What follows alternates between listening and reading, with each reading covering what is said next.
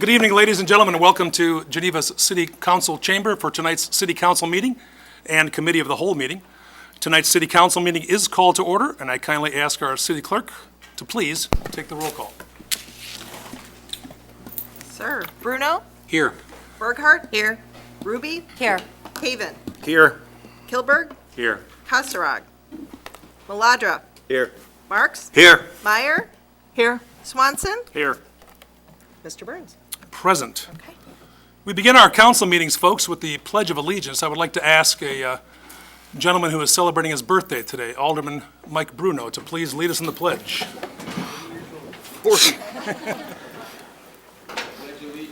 To the flag of the United States of America and to the republic for which it stands, one nation, under God, indivisible, with liberty and justice for all.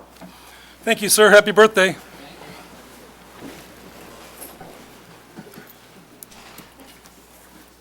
That's the basic. Before we jump into business, folks, we have some celebrations, some commemorations, some important announcements, proclamations to conduct.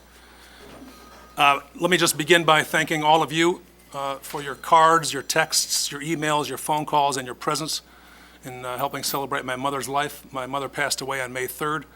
We celebrated her life on May 10th, per her request, with a party at the Harrington. It was a lovely affair, and I thank you all for your kind words. Thank you very much. Now, it is a high honor to introduce the entire community and the entire world to a dear friend of mine, Mary Landwehr, who is seated in the front row with Mom, is with us tonight because this young lady has achieved something that few Special Olympic athletes do. And Mary, I don't know if you know this or not, but if you hop on the Special Olympics World Games website, it has a countdown clock. Do you know that? You do? Of course you do. Check this out.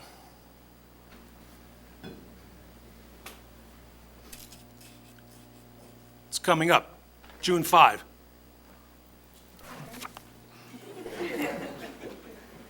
Now, Mary, do you like to come to the podium where you and I can have a conversation? Where you want Mom to come with you? Yeah. I think you can do it. It's up to you, Mary, whatever you'd like. Okay?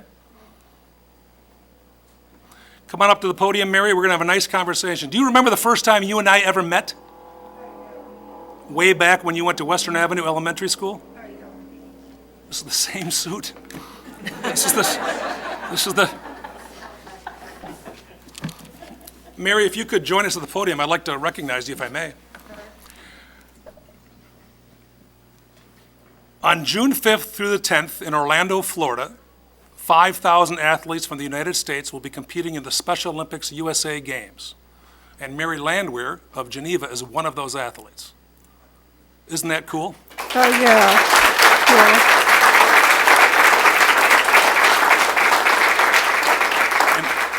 Oh, God, look at that picture, Mary, on the screen. Oh, God, thank God you missed it.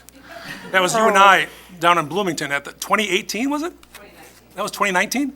Oh, my Lord, at the state games. Yeah. And there's a cool picture of you. You're going to be competing in swimming. Yeah. So swimming is your sport. Yeah. Do you absolutely love it? Yes. What do you like most about swimming? Well, me and Mackenzie were at swimming with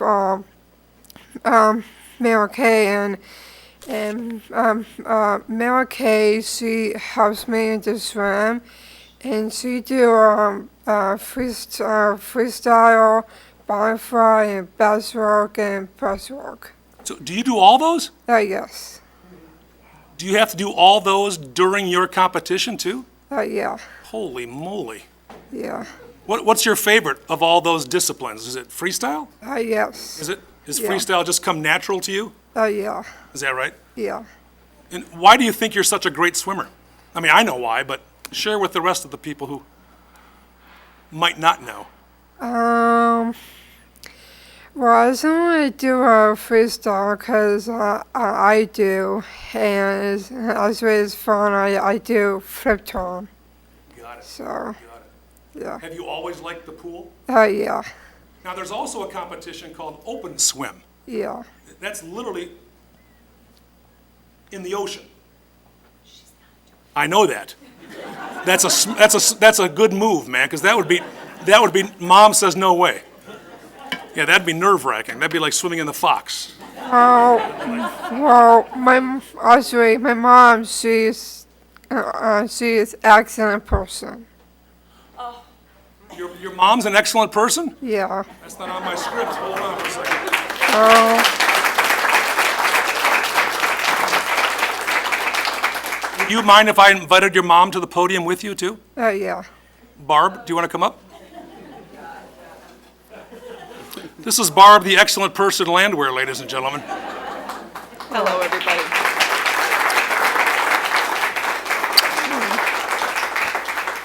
Now, in this biography that we see on the screen here, some of the words aren't present, but Mary says that her favorite people in all the world are her mom and dad. Yes. And it's obvious to me why that is the case. Well, Is your mom your biggest fan? yes. Yeah? Yeah. Yeah, my mom is always big, huge fan about me, mom and dad too. Yeah. That's really neat. Yeah. It's important to have big fans, isn't it? Yeah. So, between now and when you fly to Orlando, you've got some time to still train Yeah. and prepare and get psyched up. Yeah. So with respect to your sponsorship deals, would you like to share any details with us over those things? We can't talk about that. Yes. Well, nothing's been signed. Is your attorney, you know, I've known your mom for a long time. Yeah. Barb and I went to I- high school together. I'm sure somebody would represent me here in this room. But yeah, Mary's been swimming with the River Rats of Geneva, Yes? and she's been training. She swims 4 days a week, so she's really working hard. We were in Bloomington yesterday for the last final meet, and we're really looking forward to it. Very exciting. Oh my gosh, This is going to be huge. We're starting to get the butterflies now. I bet. Yeah. Now, Mary, I understand that on June 3rd, Yeah. you leave your home and you drive to O'Hare Airport, you spend the night at O'Hare Airport, Yeah. and the next morning you fly out to Orlando. Yeah. And then on June 5th, of course, the opening ceremonies. Yeah. And if anyone's interested, on the Special Olympics USA Games website, there is a calendar of events and when those events are being competed. The swimming events, virtually every day. Yeah, preliminaries Yeah. and then the finals. She will be swimming Monday through Saturday. Monday through Saturday. Yeah. That's unbelievable. Yeah. You remind me of Janet Evans. Well, I don't know. Yeah, yeah, I know who she is, don't worry. yes. Long ago, yeah. Thanks for really aging myself. Yeah, Yeah. I remember. And are you excited about the competition? Yeah. Now, when you go down there, what do you do for fun besides compete? Do you meet other people and you exchange pins and all that kind of stuff? I just meaning the people Yeah, that's got to be Yeah. fun. And Yeah. pins. and the parents too. And 5,000 athletes will be there. Yeah. That's amazing. Yeah, it's just me and his no parents too. Parents. And Barb, We will be there, you will be there. but we will not, we leave her on the 3rd, and we do not get to pick her up until the 11th. So Mary will be in the Olympic Village. Absolutely, with in all the other athletes. Orlando, and we can see her train, and we can watch you compete. Yeah. Because you're there for the competition. Yeah. You're there to be the very best you can be. Yeah. You don't need to be bothered by mom and dad, man. It's like a Oh, well, village. There's family coming too. Oh, I know. I'm sure there Yeah. is. Now, do you have a cell phone, Mary? I don't have my phone. You We got one for you. Hold on. let me get- She's got a cell phone. So mom and dad will text you and stuff? Yes. Yeah, well, that's kind of cool. Yeah. When you're swimming and you're competing, do you hear your mom's voice? Yes. And my dad too. Oh, and your dad too? Is that right? Who's louder? Mom. Well, she's talking more louder sometimes. As I can hear my mom's talking, and she say, "Hi, hello, you're perfect." So, And she's always cheering you on. yes, Yeah. and she's screaming a lot. So, Is your mom allowed in the facility while you are competing? That's the question. Yes, they have not taken my credentials away yet. Yet. That's pretty cool stuff. yeah, You know, the city council and I have some, if I may, some gifts for you. yeah, Can I present you with some gifts? yeah. Okay? I think you're going to say thank you. This is, This is just a token of our, not only appreciation for you being a good ambassador from Geneva, Yeah, but also maybe something that keeps you focused on how proud we are of you yeah, as a young lady and, of course, as an athlete, yeah, and how delighted we are that you call Geneva home. yeah. So the first is a picture of me. yes! No, Well, come on. Got to have Mayor Burns. Now, Mary, there's all sorts of cool stuff in here, yeah, okay? okay, This was all paid for from the mayor of St. Charles. yeah, This was city logoed golf balls. Where's Daddy on that? Yeah, look at this, a City of Geneva hat. yeah, You need an extra one, they're $9.95. Check this out. I don't even know what that is, but it's cool, isn't it? yeah, It's for scratch paper. Notepads. Notepad. Fabulous. We need. That's for your new car after you win the gold yeah, and you get all the money. yeah, What else do we have in here? Oh, we expect to see a selfie with this, okay? okay. This is an official City of Geneva, look at that, coffee mug. Oh, yeah, Does that sound good? yeah. So when you're coming in and before the turn, I want to see one of these. Does that sound good? Opening ceremonies, Mayor. Opening ceremonies. And look at this. Is that an ice scraper? That is an ice scraper. I don't want to mention that because it seems so cheap. But check this. That's a City of Geneva umbrella. Isn't that awesome? Yeah, When you open it full, yeah. it says, Barb's my mom. Oh, You're supposed to clap at that. well, I don't know. Okay. I don't know. And I got one more thing for you, okay? Okay, Okay. That's for you, Mom. This is a great bag.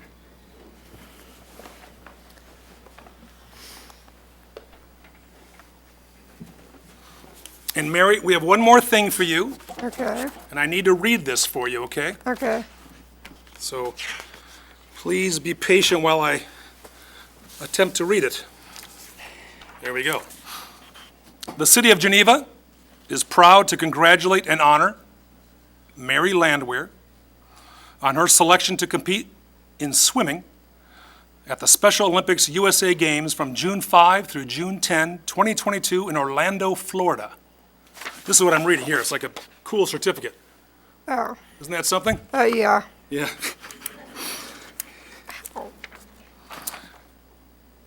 By the power vested in me, I, Kevin Burns, Mayor of the City of Geneva, Illinois, and on behalf of the citizens of Geneva, officially proclaim tomorrow, May 17, 2022, as Mary Landwehr Day in the City of Geneva.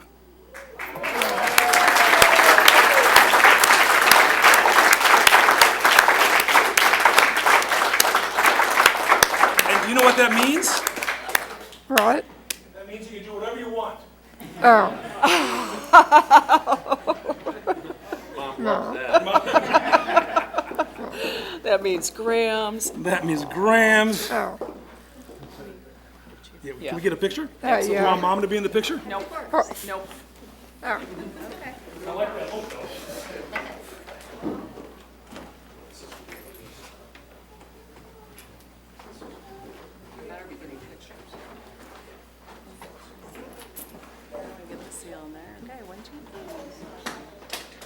Great, thank you.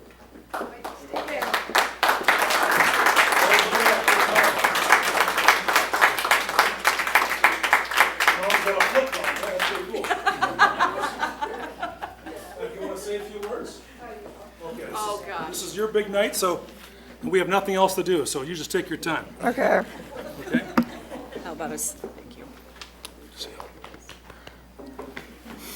How about a nice, simple thank you? And it's an honor to represent Geneva, Oh. Oh. Illinois. D- How does that sound? It's right there. That's exactly right. Say thank you. Okay. Thank you. Mom, news, news, seat. Oh, I have to sit down. Kevin, this could be. Kevin Bones, thank you. And thank you, person, to honor meet you. And, well, I just want to say, I think my parents and my friends is Mom, Dad, Roro is my friend, and she's come over my house, and she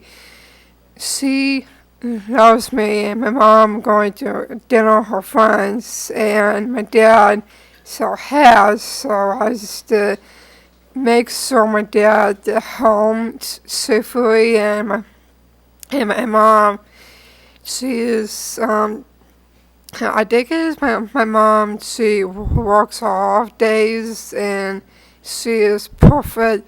My family. Yeah, that's my family, and then I love them. Thank you.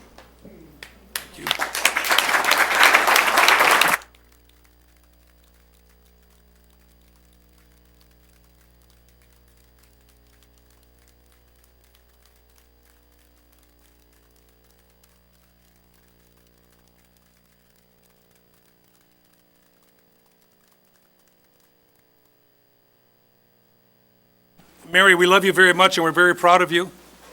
And we'll be tuning in while you're in Orlando. Thank you. If by any chance you can sneak in a Yo KB when you're on TV, that'd be awesome. Mom and Dad, thank you so much. And look at the fans here. Isn't that amazing? And thank you, everybody, for being here. It means the absolute world. And I also, one more thing, Mary, and I discussed this with your mom, and you gave me permission to share this. Okay. You leave town on June 3rd, and I think you have an evening flight. Correct, Mom? Yes, we have to be at the Hyatt by between 3 and 5 p.m. So you'll be leaving house around probably 1-ish? Yes. Okay. As you leave town, we want to make certain that you're not leaving by yourself, so we are going to have a police escort for you to help you sneak out of town. Okay? And your mom should be used to that because I remember her from high school. So it's like, does that sound good? That sounds awesome. And we have an officer with us tonight, Officer Parisi, who is a staunch volunteer, as is his daughter, and we all know Officer Parisi's love and affection for the Special Olympics as well. Pretty cool, huh? Yes. We just need some gas money for the police car. I'd take a collection of the people behind you. We'll help you out, Mary. I'll help you out. Thank you, Mary, very much. Thank you all. Thank you.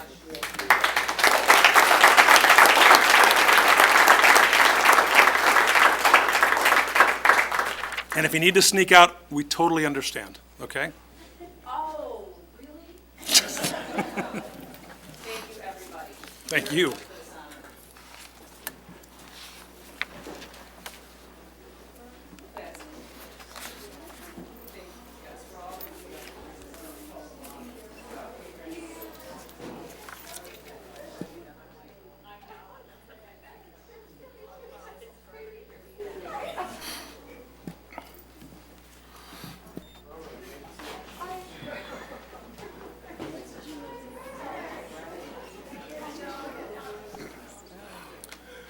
Our next order of business, ladies and gentlemen, an important item of business indeed, and that is to proclaim June 2022 as Pride Month in the city of Geneva. As you know, we have done this now for multiple years. This includes not just the celebration of our LGBTQ plus friends, the history that they have made throughout the years, the contributions they have made and continue to make, also the struggles they continue to face. We also proclaim and celebrate by raising of the pride flag, and that's being worked out, those details, with my friend Martha and others. It'll likely be the afternoon of June 1. Do we have a motion to so proclaim? So moved. Alderman Bruno makes that motion. So it's a tie. Yeah, I'll defer to the clerk. We will go with Chairperson Burkhart. That's Look at- who I heard, sorry. Awesome, okay. Does anyone wish to speak to this matter? Martha, please, welcome. I wasn't sure which one you were going to do. I know, I'm looking at the thing like, oh my gosh, we're just going to go in order. Well done. All right.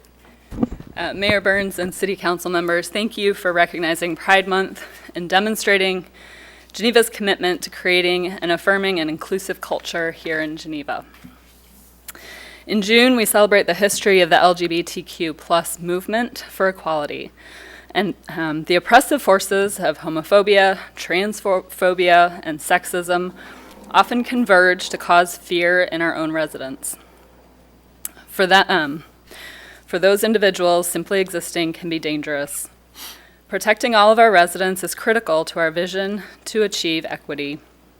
It means that while we celebrate what we've achieved to advance the rights of the LGBTQ plus community, we also need to recommit ourselves to the inclusion and protection of our queer, trans, and non-binary residents and visitors, and ensure that everyone is respected as a human being. The sad reality is that LGBTQ plus youth are more than 4 times more likely to attempt suicide than their peers. LGBTQ plus youth are also 2 times more likely to be bullied and harassed than their peers, listing bullying and harassment, sadly, as second to non-accepting family as the biggest problems they face. That said, we also know that the LGBTQ plus youth and adults in our community are creative, caring, hardworking, brilliant, valuable members of our community who deserve to be affirmed, welcomed, and celebrated. So thank you for being part of the progress toward a more beautiful future for all who live in and visit Geneva.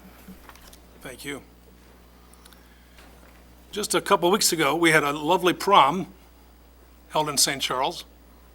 I don't know if any of you followed that on social media, what have you, but it was an extraordinary turnout. Not only garnered press, which is tertiary in terms of importance, but it certainly conveyed the message of the inclusive Fox Valley community. The inaugural, do you want to talk about that, Martha? Yeah, the inaugural queer prom.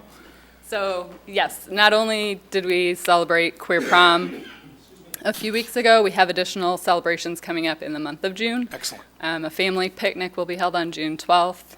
There's a youth forum on June 4th. Oh, good. At the high school. I know you attended that last Yeah, year. that's a Saturday this year, I think. Yeah. Yeah, Yes. Think about that. I don't know why. I know And that. then we'll also be having an open mic night and an art show at Geneva Center for the Arts. Oh, fantastic. That'll be the weekend of June 25th. Be a busy month.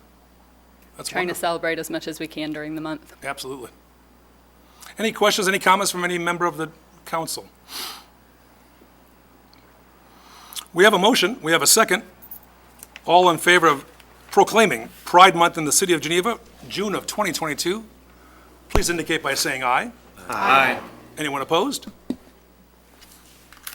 Martha, do you want me to hand these out to you at the same time? I'll give the next one. Sure. On the agenda, check it out, folks. If I could just find the agenda, look at that. Item 3C, proclaim June 3rd, 2022 as Gun Violence Awareness Day.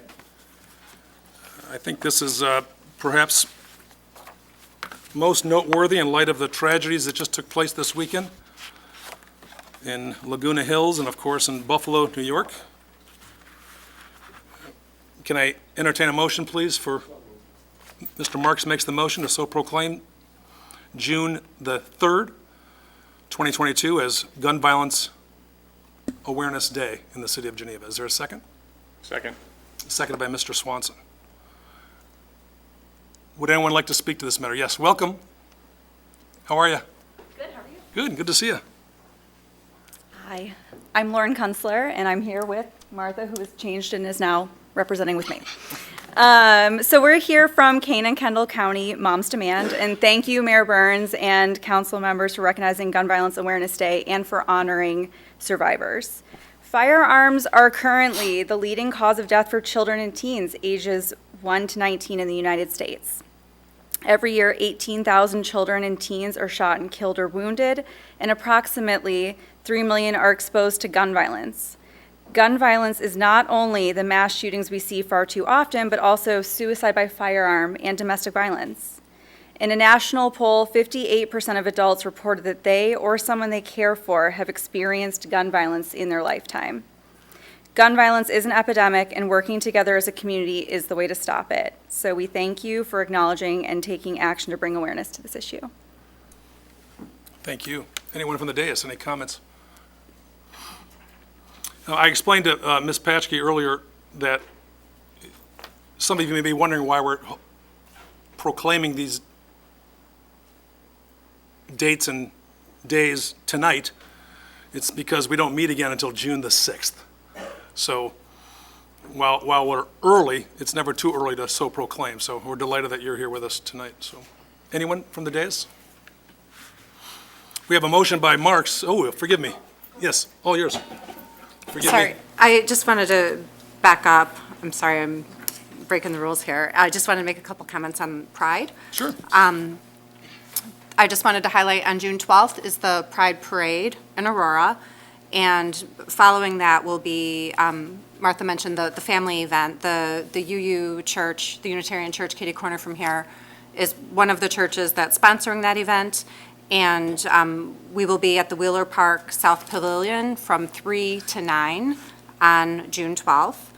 And then I just also wanted to mention an organization that I've had the pleasure of working with, youthoutlook.org.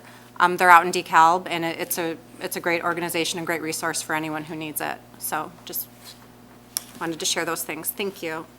And I believe Youth Outlook held their first community meeting at the UU facility Yeah. many, many years ago. Yes. That was awesome. Anyone else?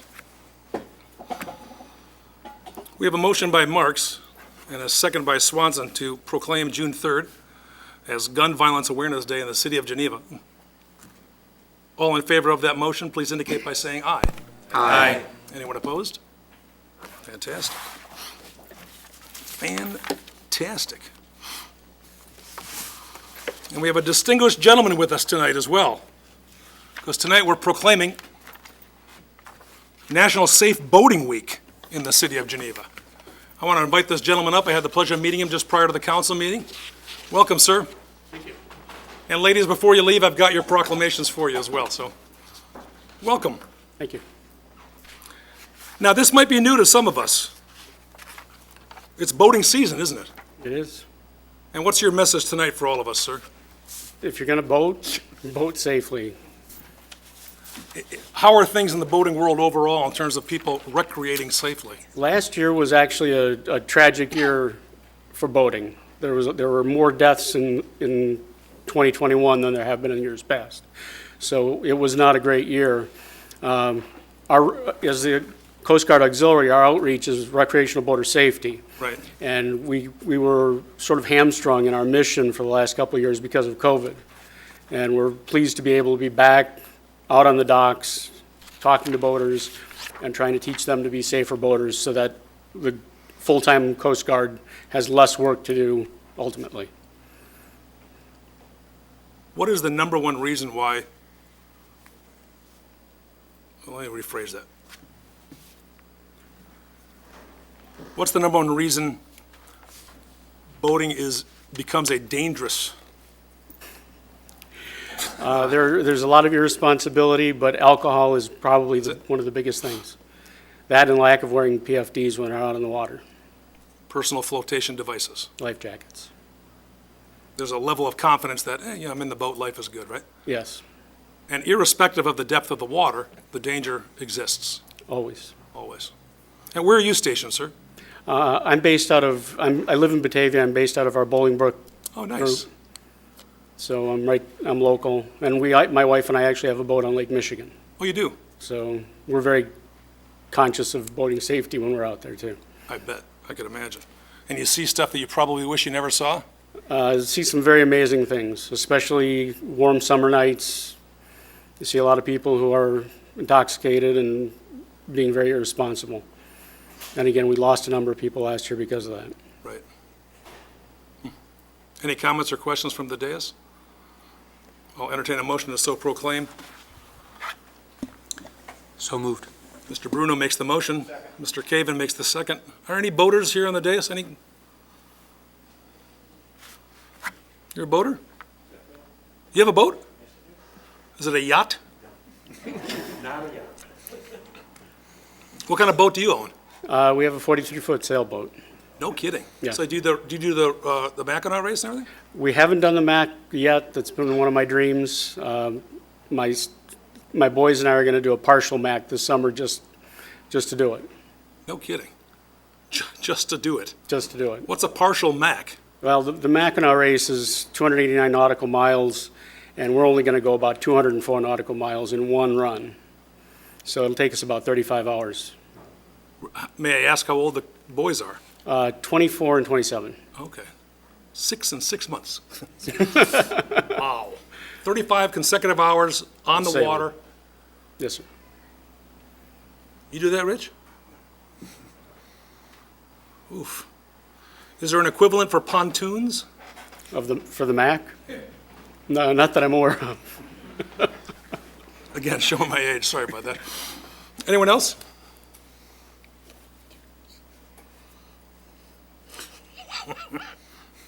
We have a motion, we have a second. All in favor of proclaiming Safe Boating Week in the city of Geneva, please indicate by saying aye. Aye. Fantastic. Let me present this to you, sir, Thank you. and I've got the others for our friends. How old are you?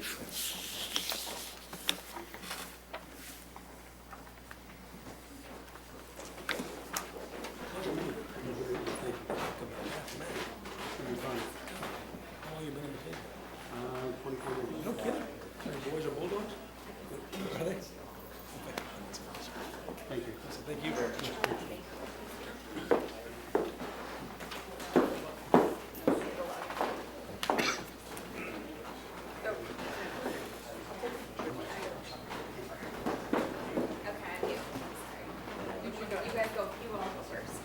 You want to do pride first? Sure. You got it. Oh.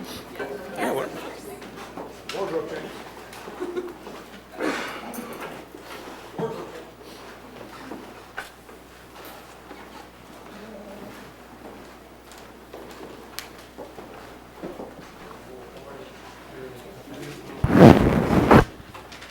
I think we can get closer to that, I'd say, it's over 500 feet apart. Oh my God, my shoulder. Snuggle up.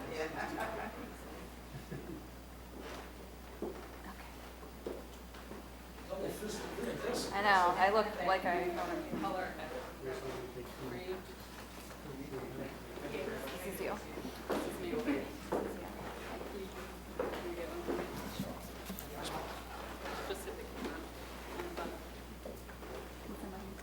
thank you.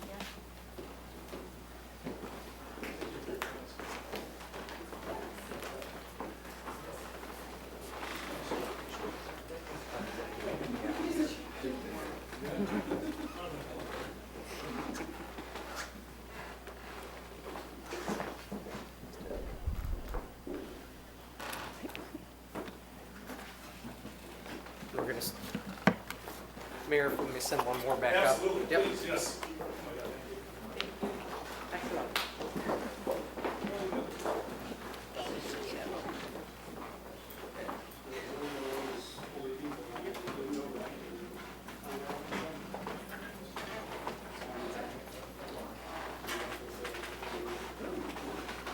This guy's been in the Coast Guard for 6 years. This is his words. they allow older people now. That's what you said. My best friend who works there is 84. No way. Really? We pull over to Santa Maria? Came over on it. That's awesome, and you're retired now. Oh my gosh. That's awesome.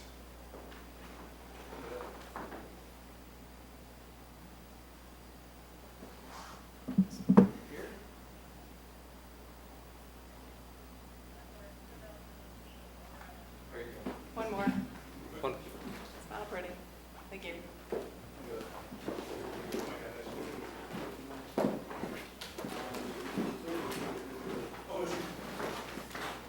Good luck in the half man. That's exciting.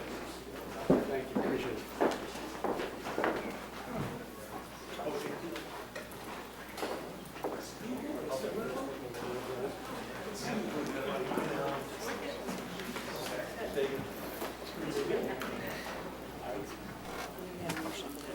Yeah, he did it.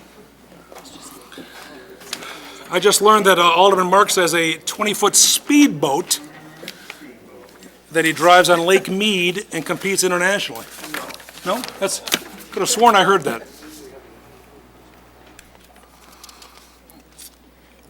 Item 3E, folks, is to consider approval of special event application from the Geneva Chamber of Commerce for the Geneva Fine Arts Festival, July 23rd and 24th, 2022, including use of public rights-of-way and city services. So moved. Motion by Mr. Kilberg.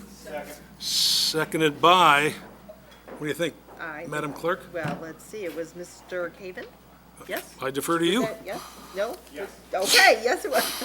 There you go, Mr. Caven. Questions or comments? Ms. Dawkins, do you have anything you want to add? Again, this is an annual Geneva Arts Fair. It requires significant city services as outlined in the packet. It's similar to the 2021 event when the tents were spread out for further social distancing. All of the city departments have reviewed the application and recommend approval. And we do have Kathleen with us, but also Paula Schmidt from the Chamber, if you have any additional questions or want to hear more about the event. Questions or comments from either Ms. Schmidt or Ms. Timoshenko? Somewhere back there we go. None? Life is good. We have a motion and a second. A voice vote is sufficient. All in favor, please indicate by saying aye. Aye. Anyone opposed? Okay. Item 3F, folks, consider mayor's reappointment to city boards and commissions. All of you should have in your packet, and also posted online, the list of those board and commission members that I am recommending for reappointment this evening. And I would encourage you in a affirmative support of this list. Is there a motion? Mr. Marks makes that motion. Seconded by Ms. Mayer. Any questions, any comments? All in favor of item 3F, please indicate by saying aye. Aye. Anyone opposed? Unanimous. Item 4, amendments to the agenda. Are there any amendments this evening? Item 5 is the omnibus agenda. All items marked with an asterisk are considered to be routine by this council, and those items can be considered and voted upon with one motion. Is there such a motion?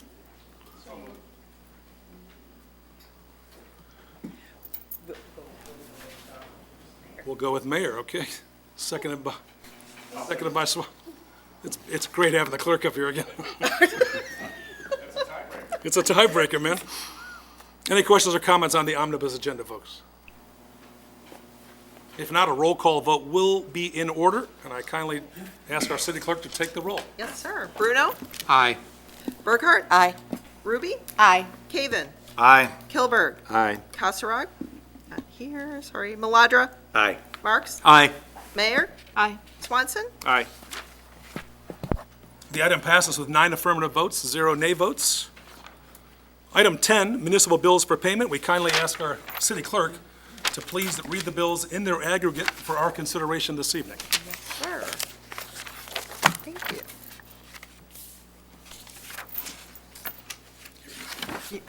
Thank you. You want to just read the total? Okay.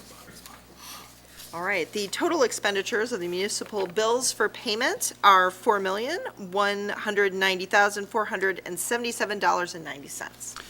Mayor, I move that we approve and pay the bills as read. The individual items that add up to that amount can be found in tonight's City Council packet on the city website. Mr. Bruno has made a motion to pay the bills as presented, which also appear on the city's website and in each council member's packet. Is there a second to that motion? Seconded by Mr. Marks. Any questions, any comments? Madam Clerk, whenever you're ready, please take the roll. Yes, sir. Bruno? Aye. Burkhart? Aye. Ruby? Aye. Caven? Aye. Kilberg? Aye. Maladra? Aye. Marks? Aye. Mayor? Aye. Swanson? Aye. The bills have been approved with 9 affirmative votes, 0 nay votes, and 1 absent. We jump to item 12, folks, presentation of ordinances, resolutions, petitions, and bids. Item 12A is to consider approval of ordinance number 2022-21, granting variations to increase the allowable lot coverage from 45% to 47.15%, and to decrease the required side yard and rear yard setbacks from 5 feet to 1.5 feet for a detached garage at the northeast corner of Fulton Street and 5th Street. The petitioner is Mr. Joseph McMahon. Is there a motion to put this on the table? So moved. Ms. Mayor makes that motion. Second. Mr. Bruno makes the second. Ms. Dawkins? I think it was all said right there in the agenda item. I know. Joe McMahon is the applicant and owner of the subject property, and he would like to remove the existing one-car detached garage and replace it with a two-car detached garage and workshop, utilizing the existing driveway connecting to Fulton Street. The garage, as designed, would require an increase to the allowable lot coverage and a decrease to the required rear and side yard. Say required rear. That is a bad phrase. Setbacks. This is the second time the applicant has applied for variations related to a new garage at the subject property after being denied by the Planning and Zoning Commission and City Council in 2020, as the request did not meet the variation standards. At the Planning and Zoning Commission meeting on April 14th, 2022, the commission recommended approval of the requested setback reductions. However, the commission discussed the justification for the increase in lot coverage. The commission felt that this specific request went beyond the minimum request needed for the reasonable use of the land and therefore did not meet variation standard number 4, which is the minimum variation in section 11-14-5G of the zoning ordinance. As such, the commission recommends the city council approve a variation to increase the allowable lot coverage from 45% to 47.15% to accommodate a detached garage versus the requested 49%. I believe the applicant is with us this evening, and as is Director DeGroot, if there's any additional questions. Mr. McMahon, I know you wanted to say a few words, sir. I do. The floor is yours. Thank you. Thank you.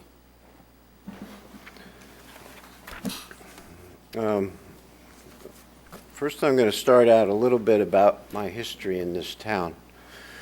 I moved here in '75, and I lived at 1028 Fargo Boulevard. I worked as a carpenter for a Westway Construction Company. Currently live at 427 Fulton. It's the corner of 5th and Fulton. Started my building business 1982 and built a positive reputation for the last 40 years. Public service has always been important to me, to be part of the community. I joined the Rotary Club. For the past 40 years, I have performed acts of public service, both privately and with the club around Geneva. I was instrumental in developing the Rotary Corners at 3rd and James. We installed a clock there. We installed water fountains in that areas, refuge containers, and also a bike rack we put in over there at Starbucks. I have spearheaded our annual Thanksgiving Day project with the help of Jim Forney. We locate a resident who is having problems maintaining their homes, and with a group of volunteers, we do a complete outside cleanup as well as outside maintenance work. We've done this for 15 years. I have drawn and distributed a calendar for the Lazarus House for 15 years and raised over $100,000 for the shelter. I think these things represent my commitment to this community. Now I wanted to talk about the project. My house over on Fargo is currently on the market to sell. When it sells, I will lose my current workshop. I would like to have a shop with my garage over here at Fulton, which would come out to a total of 708 square feet, which would represent 10.5% of my total lot coverage. I got approved for 576 square feet, which is 8.5% of my total lot coverage. So I am asking for an additional 2.1% total lot coverage than what was approved by the zoning board last week. At this point in my life, it would be a questionable decision to find a place that I could rent and use as a shop. So what I'm hoping is that you'll consider my situation and my needs, present needs, my past contributions, and please approve a variance to increase the lot coverage on a non-conforming, smaller than normal lot. So what I'm actually, and I'm going to repeat myself, what I'm asking for is 2.1% more than what the zoning board granted me. That's pretty much, unless there's questions, that's pretty much the crux of what I'm doing here tonight. I don't want to ramble on for sure. So if I could answer any questions. Before we entertain questions from the council members for Mr. McMahon, I would ask if Mr. DeGroot would like to add anything that has not yet been said. I trust the council members have either reviewed the materials from the meeting, watched the meeting. Anything material you'd like to add to this? Okay. Or David's available for questions. Are there any comments from the dais for either Mr. McMahon or Mr. DeGroot? Mr. Bruno, sir. Thank you, Mayor. Now, the rear yard variance goes from 5 feet to 1.5 feet. Yeah. Is what you're looking for. That additional workshop area, that would also be at 1.5 feet. Yeah. Is that right? So I think, as I watched Planning and Zoning Commission, I thought it was a tremendous example as to how they threaded the needle on neighboring rights. And there's probably no way to make that workshop conforming in terms of setbacks, I would imagine. Well, what I did was, I didn't bring it as forward as the garage is.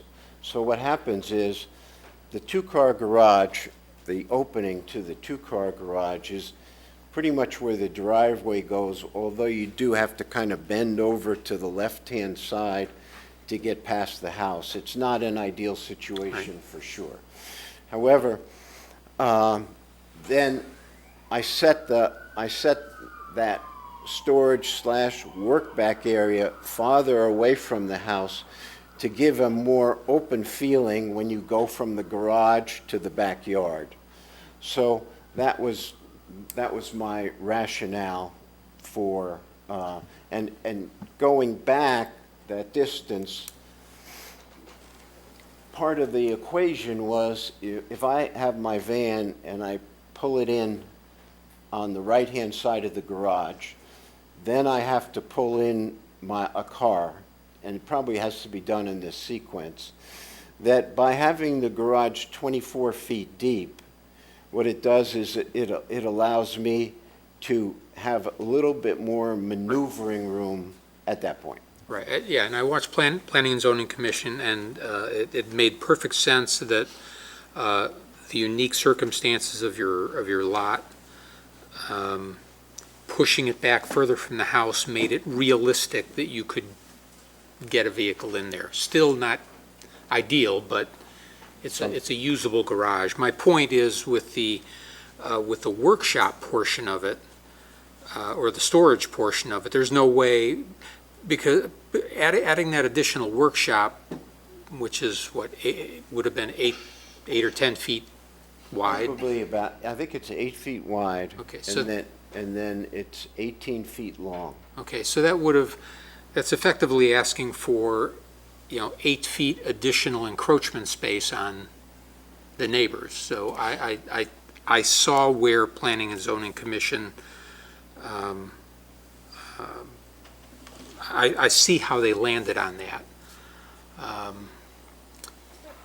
If we were looking at that storage area that might not be encroaching, the garage could encroach, the storage area might not encroach, I think I'd be more amenable, but I have a hard time taking an additional, or adding an additional 8 feet of encroachment onto the neighbors. And as an aside, you don't have elevations to this yet, am I right? Yeah, I do. Oh, you do? So I didn't see any in the packet. So is it hip roof or gable? I'll get it and show you. I mean, you Well, can pass them around. Yeah, well, my point is, with the encroachment, is there a gable end on the north side, or is it sloping away from the neighbors? It's basically the way, as you understand it, the main part of the garage goes this way, and then the back part turns and goes this way. And it's basically a hip roof throughout. Okay, that answers my question, that's all. As long as I just didn't want since you're encroaching on the north side, I didn't want a gable end on the north side with a much higher elevation. Yeah, right. Yeah, So- no, it's, I'm gonna, Mr. McMahon, you can by all means hand that to Mr. Bruno if you'd like, but if there's any court or discussion, I need you to be at the microphone so that we can pick it up and others tuning in can hear you. Excuse me.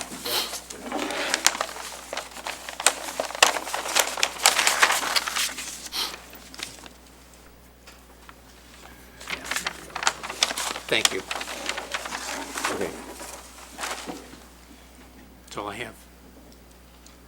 Anyway, Ms. Mayor, I did not listen to the planning meeting. I read through the documents, and I'm just a little confused about where we ended up on the plan being submitted. Are we using the existing driveway or not using the existing driveway?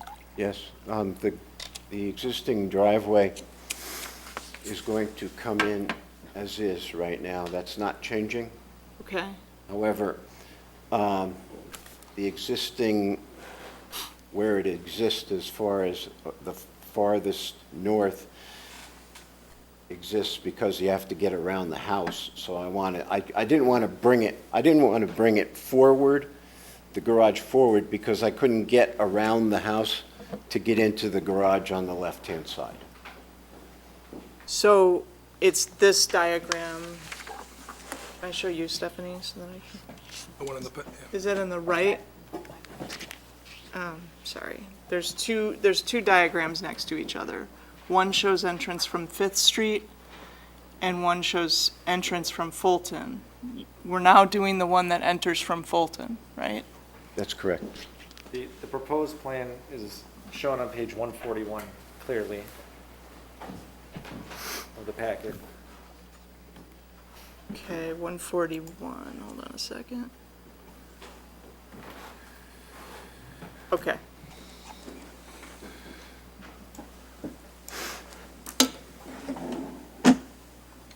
Okay, that's all I have. To address Mike's point, I understand that. However, this garage is not backing up to somebody's property that has a wide open backyard, and then they're going to be looking at my garage. There's a 6-foot fence on the property to the north. So pretty much this, that's going to, as far as I can tell, because they just did repair on it, is going to stay there. So the bottom line is what will be visible from that property, from their property, is probably X amount of the gutter and then the roof. And the roof is being held down to around a 6-foot pitch, so it's not overimposing. Originally, when I started out, I brought some pictures in when it compared to my garage, which is there now, to the neighbor's garage. Now, the neighbor's garage is probably 30 by 24 and two stories tall.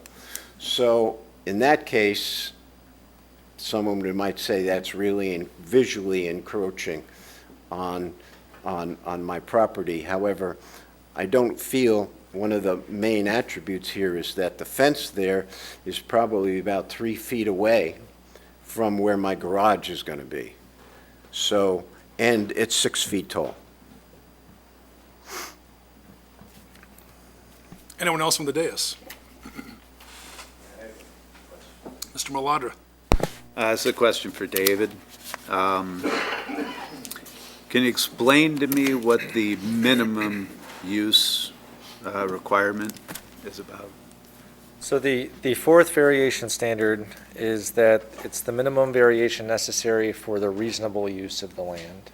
And what the commission's findings were was that a 2-car garage is certainly a reasonable use and expectation for a single-family home in Geneva, but that adding the workshop space to that went beyond the minimum variation that would be necessary for the reasonable use of the property.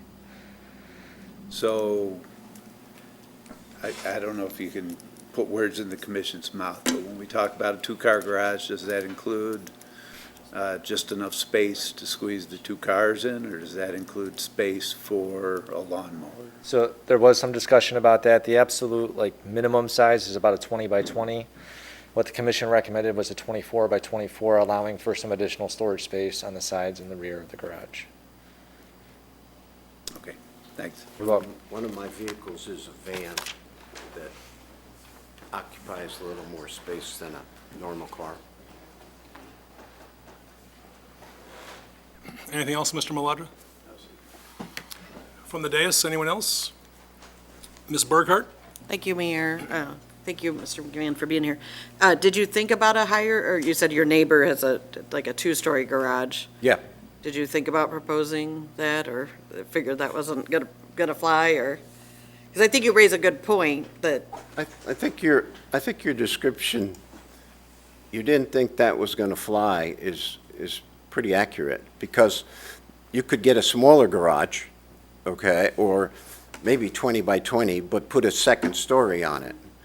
And then it will probably rival the next door neighbors. And so I didn't really think that was the best idea. I think this one sort of is more of a, when you look at it, it's more of a sedate look. It's a house. The house itself is out of the ground by about 5 feet. So my point is that the garage will not be. So just with those factors involved, the garage is going to not seem, gigantic next to the house. It's kind of a fit in. Now, the historic viewed the plans and they said, well, this looks okay to us, because from their view, when you're standing on Fulton Street and you look back there, you're going to see the garage right where it was, but it's going to continue to the west. But you're not going to be able to see that because the house is there. Then what they also considered, well, what about when you stand on 5th Street and look back to the east? And the bottom line is, That's pretty well hidden by ground covering and shrubs. So that's not really noticeable. So these were a couple of their concerns, and they just said, okay, well, we're okay with what you have, and we'll go from there. So now I have friends on 4th Street who have a setup exactly like this, where you have to, really cut it there to get in that left bay. But the workshop, would that be separated in any way, or would it just be a part of the garage? Just almost like a bump out, or almost like a bay? A bump out is correct. And what it basically is going to allow you to do is on that left-hand side there, when you pull in there, when you're kind of wiggling past the corner of the house, you're going to have more space in there to make the turn and level parallel the car. That was pretty much what was one of the reasons why the design came out as it did. And then give you some flexible space over there to Yeah. maybe have a workbench or some storage? Yes, storage and some place to do some work. My fortress of solitude, maybe. I think I went through your house on the Christmas walk years ago, is that? the Yeah, case? Yeah. you might have, yeah, you did. That was, yeah, probably 10 years ago, Yeah, maybe, it was I lovely, think. so, yeah. I mean, I'm kind of inclined to give you this extra space here. As I see how it's set up on the lot, it's very thoughtfully done.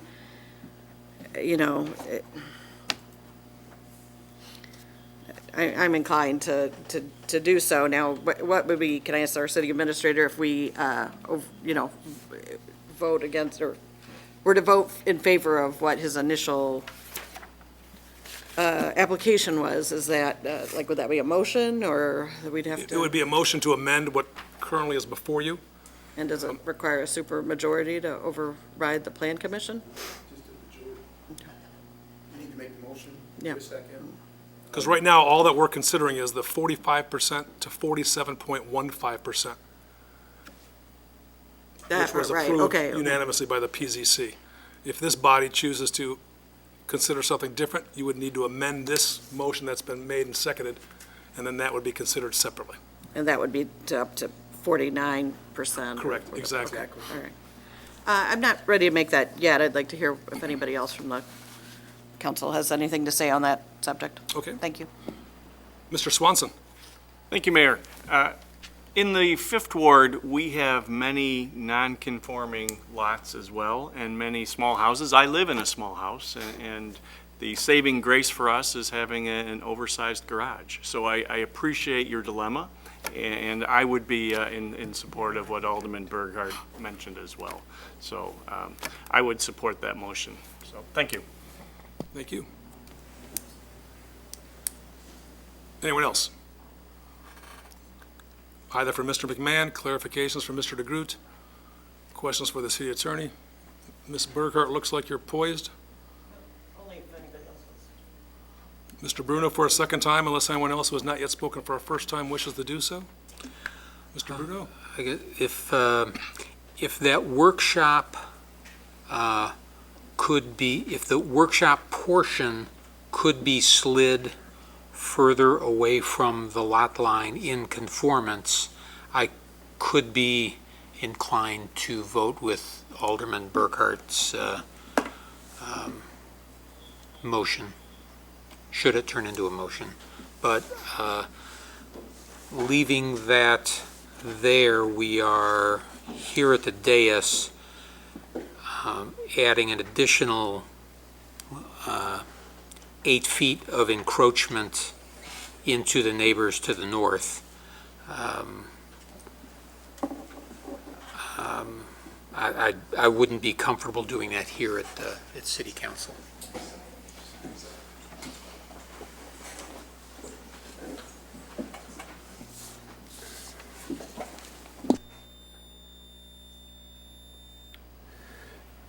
If I might add, but it doesn't seem to me that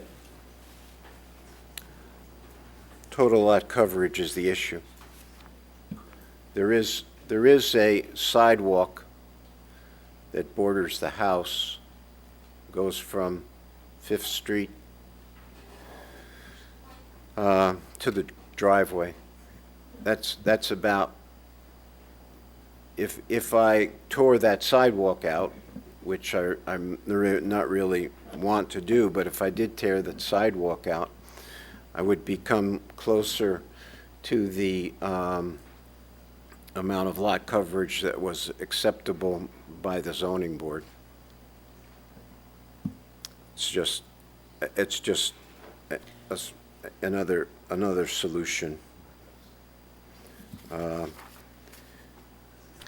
So what you're saying is you're basically being granted if we were to go with what planning and zoning recommended, I mean, you're already being granted the variance for the rear yard setback. Here, what we're wrestling with is this workshop, but yet it's just an extension of what what they've recommended.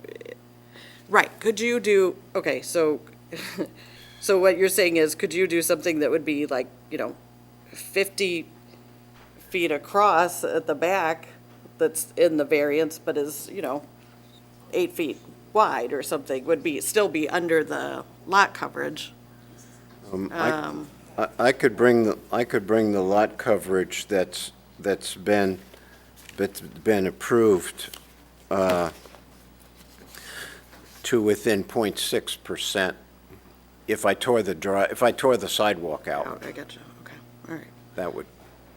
Well, I'm going to make that motion then to make a motion that for this ordinance, we increase the allowable lot coverage from 45% to 49%. And then the rest would stand. A motion to amend the question has been made by Ms. Burkhart. Is there a second to that motion? Seconded by Mr. Swanson. On the amendment, ladies and gentlemen, the floor is open for discussion. Mr. Maladra?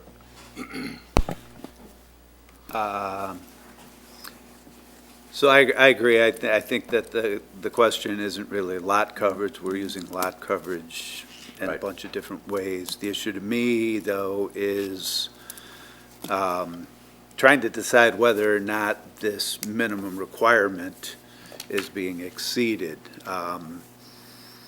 As much as we may like an applicant or whatever, we have to make a decision within a defensible framework, a framework that can apply in a number of different instances. And in this case, I kind of feel it falls down to what you said about customary use. I think a two-car garage is customary in Geneva, yes, but on smaller lots where you maybe can't have a garage and a shed, that an additional space in a garage is going to be more beneficial perhaps than in larger lots. So I can see this as being more of a customary use than perhaps the PZC viewed it, and so I also could see doing whatever we need to do with lot coverage so you can get your 8 feet. Thank you. On the amendment to, on the motion to amend. Mr. Marks? I understand your need for that, just to get that car in and out of there. I had a smaller lot in the garage, similar, and had to move around, and I can't tell you how many times I hit that little bar in the middle. I'm hoping that. Yeah, it's not in the Geneva, case. but where I lived prior to Geneva, but I do understand it, and I actually do support it. I can understand needing that extra square footage to get that car in and out. I do. Appreciate that. Thank you. On the amendment, ladies and gentlemen, anyone else who wishes to address that matter? Mr. Bruno, sir? Well, I think we need to be consistent in terms of how these things are decided and why we decide them when considering neighbors. you know, I'm sympathetic to more space. God knows I need some in my garage. But to extend that encroachment, I can't support the amendment without moving that storage toward the house. On the amendment, anyone else from the dais?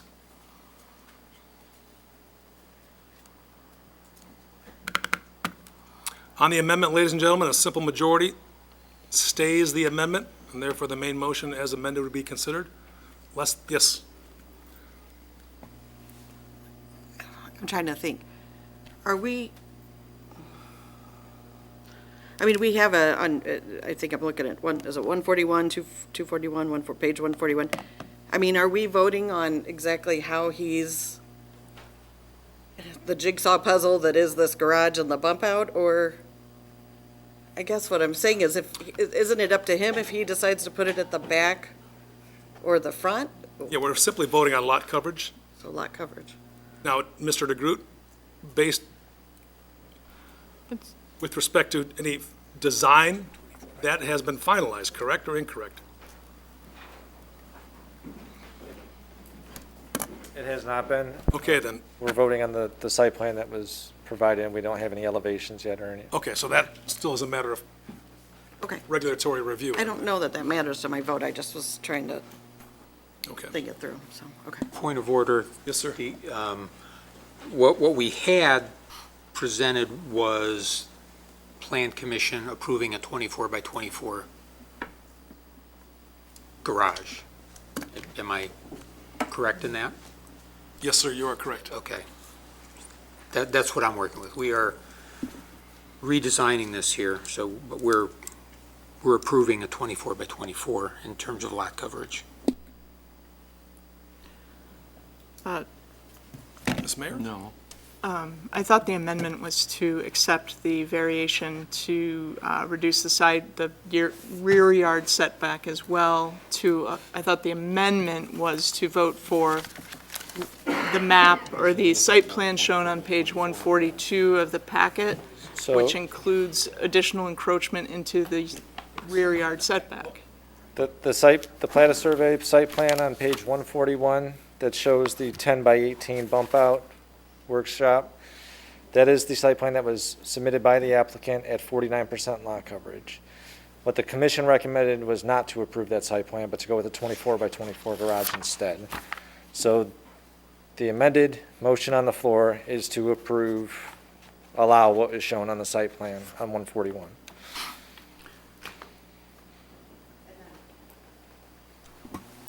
On 142, the 20 by 32 proposed garage, what is that illustration? That was the proposal that came through 2 years ago and was denied. Gotcha. Okay. Okay, so, I mean, I support the additional area. I think that it's a useful area to a small house on a small site, and I can see where the applicant wants that. On the amendment, anyone else wish to speak prior to taking the roll call vote? A simple majority stays the amendment. We would then have to vote on the motion as amended, just to be clear. Madam Clerk, this is on the amendment. Bruno? Berghardt? Aye. Ruby? Aye. Caven? Aye. Kilberg? Aye. Kasserag? Maladra? Aye. Marks? Aye. Mayor? Aye. Swanson? Aye. With 8 in the affirmative, 1 in the negative, the amendment has passed. Now to the main motion as amended. The main motion as amended, ladies and gentlemen, is what was just determined through the amendment process. We could discuss that main motion as amended as you see fit.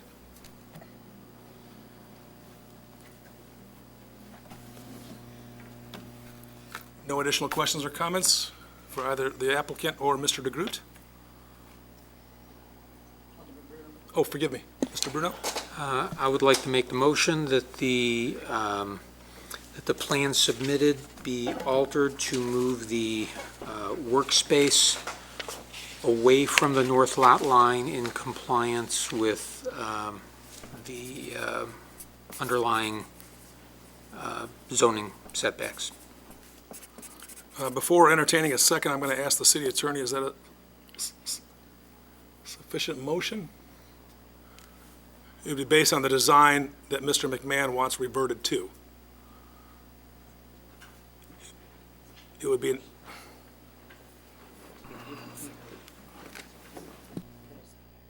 If I'm understanding the motion correctly, it's the westernmost 10 feet that the variation not apply to that portion. So that would be set back 5 feet from the north property line. Correct. That's my understanding of the motion. Got it.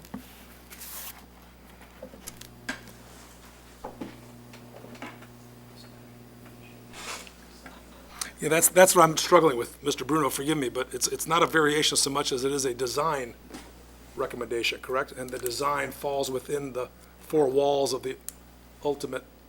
That's your main. That's what I'm struggling. I think I can word it. We're talking about a box. What's in that box is up to the applicant, correct? How he designs within the box, correct, Mr. City Attorney? Well, if I'm understanding Alderman, I'm sorry, thank you. If I'm understanding Alderman Bruno's motion, I think he's trying to move the workshop but that's within the confines of the configuration that has already been amended, or are you amending? Well, the amendment has already added the workshop back. Correct. There- Per, I think it's 141, right? The plan that the petitioner submitted. Now, would that also revert back to the 22 by 22 as opposed to 24 by 24? That is the plan you submitted? David? Whatever that configuration is. The plan as submitted is 22 feet wide with the 2 garage doors, 24 feet deep, and then there's the bump out towards the back Okay, what I'm, western half. I can word it, I think. So the variation that's being requested to reduce the rear yard setback only applies to the first 22 feet of the structure, and then what Alderman Bruno's trying to ask for is that that be maintained in the 10-foot section that is the workshop area, so that the lot coverage is granted by variance, that we have more lot coverage, but that the rear yard setback is only set at 22 for the variation. 'Cause correct. You're saying you want this little segment to push forward. Correct. Can still be there, so we can still have the Yes. same area of garage, just not encroaching into this rear setback. Correct. Okay. David, as someone who, you and your team must review this, what are your thoughts on this before I we understand what's entertain being this? said. I think the motion is to reduce the required rear yard setback from 5 feet to 1.5 feet for a distance not to exceed 22 feet. That I would, can I copy and paste? That allows the applicant some flexibility to, Yeah, I'll copy and paste that into my motion. Does that allow you to get in and out of the garage? That was the question. If you don't have that extra hammerhead in the back, is it going to be a problem That to doesn't maneuver? change the garage. That doesn't change egress and entrance. It changes so the way that the narrow driveway that approaches the garage, you really have to swing hard to get into this garage, and that hammerhead of Oh, like workshop a bumper is swinging letting into that. cars swing into it and then back out straight so that there can be 2 cars in the garage. Oh. So I would stick with it as submitted, and it's 10 feet of additional encroachment on the rear yard setback, but Well- what you're trying to do is not allow that additional setback. Code is pardon me, Mayor, it's, just for clarity. So code is 5 feet setback. This is a 1.5, so we're really looking at moving at 3.5 feet. And, you know, and this is really all because of neighboring property owners. I don't think 3.5 feet, I know exactly what you're saying. I believe that bumper would swing through that space much further up. Okay. I think at that, I'm talking about encroaching on the neighbor's property. The neighbor's fence, as is 1 foot past their property line. Now, that makes my request really doesn't come out to 1.5 till that fence is there. It's actually 2.5. The next thing about that fence is it's not parallel with the yard. That fence goes more towards the neighbor's space as it continues to the west.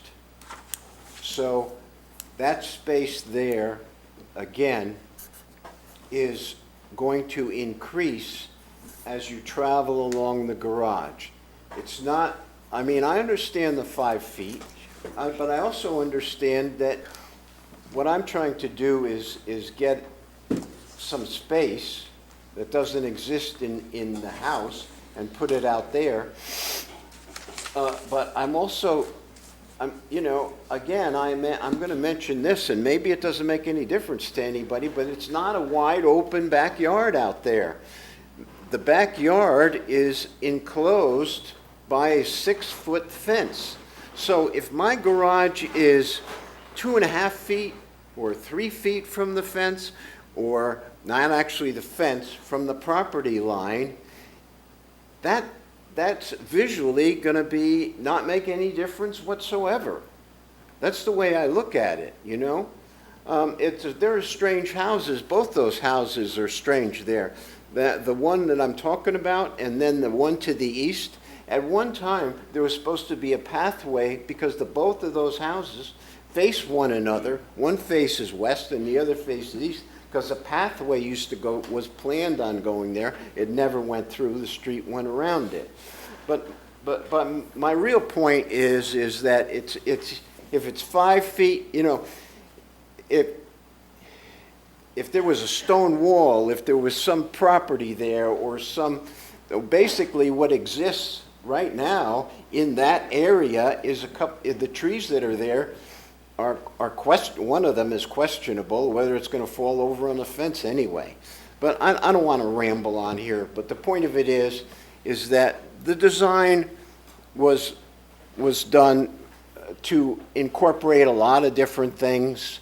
And I understand that quite a few of the people here say it looks pretty good, and I understand your point too. You know, I mean, your charge is it's 5 feet, and I don't want to take any more of this person's property away, and I get that too.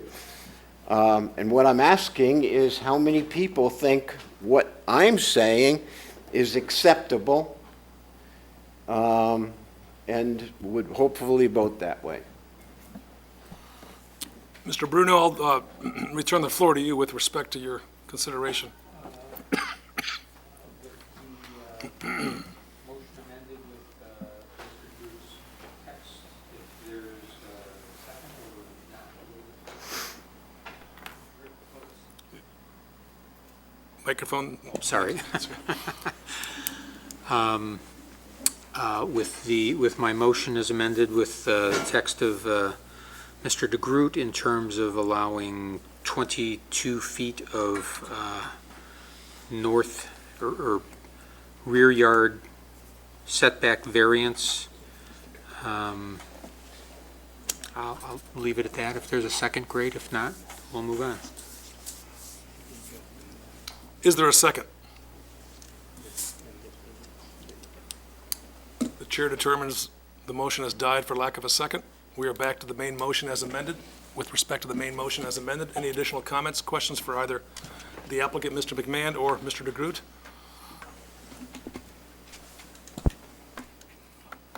We're clear on what we're voting on, ladies and gentlemen? The main motion as amended. Madam Clerk, whenever you're ready, please take the roll call. Just for clarification, simple majority is all that's needed to have this motion as amended approved. Bruno? Aye. Burkhart? Aye. Ruby? Aye. Caven? Aye. Kilberg? Aye. Kasserag? Maladra? Aye. Marks? Aye. Mayor? Aye. Swanson? Aye. With a vote of 9 in the affirmative, 0 in the negative, item 12A has been approved. Thank you. Thank you very much. I appreciate your consideration of my plight, you know, and let's face it, this is not, nobody's going to die. You know what I'm saying? So, and obviously you have an opinion, and I'm glad you expressed it, because that's your right. So, thank you. Thank you very much. Thank you, Joe. Good to see you. My pleasure. Item 12B, folks, consider approval of ordinance number 2022-24, amending Title 11 zoning ordinance, Section 11-4A-4, Table of Permitted and Special Uses, to expand the list of permitted uses in the D downtown commercial mixed-use district to include tattoo shop. Is there a motion to put this matter on the floor? Ms. Mayor makes the motion. Second. Ms. Burkhart makes the second. Ms. Dawkins? Okay, Joseph Sherman, a professional tattoo artist, would like to lease space at 524 West State Street to open a second location. He has an existing location in South Elgin. Tattoo parlors and body piercing establishments are only permitted by special use in the city's B5 business district. This space is located in the DCM Downtown Commercial Mixed Use District, which does not list tattoo shops as a permitted or special use. Therefore, the applicant and owner of 524 West State Street, David Wagonar of Black Hawk Building LLC, is requesting an amendment to the table of permitted and special uses located in Section 11-4A-4 of the Geneva zoning ordinance to add tattoo shops as a permitted use in the DCM district. This district includes properties along State Street corridor, through the downtown area, and near the metro station. The Planning and Zoning Commission held a public hearing for the applicant's request at their April 28th meeting. During the meeting, the commission discussed if the proposed use should be permitted by right or require a special use. They also explored allowing the proposed use in certain geography of the DCM district versus the entire district. Ultimately, the commission felt they could not justify requiring a special use for tattoo shops, given the general character of uses within the DCM district. The commission unanimously recommended approval of the request as presented. So again, we have Director DeGroot here, and I do believe we have someone representing the applicant. Great. Available to answer any additional questions. From the dais, the floor is open for any questions for either our guest or Mr. DeGroot. Mr. Bruno, sir. Thank you. This is for Mr. DeGroot. Are nail salons permitted by right in, or is a permitted use in the same areas? Yes. Thank you. Anyone else from the dais?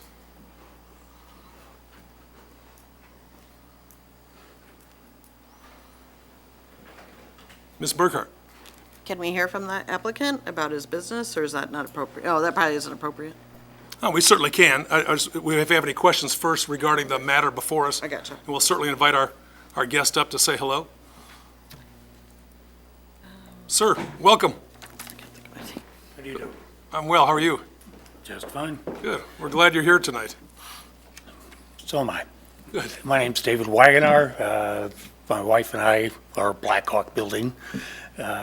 We own the property at 524, and we've got this first floor space that has, previously was a chiropractor office, and he purchased another property, moved, glad for him.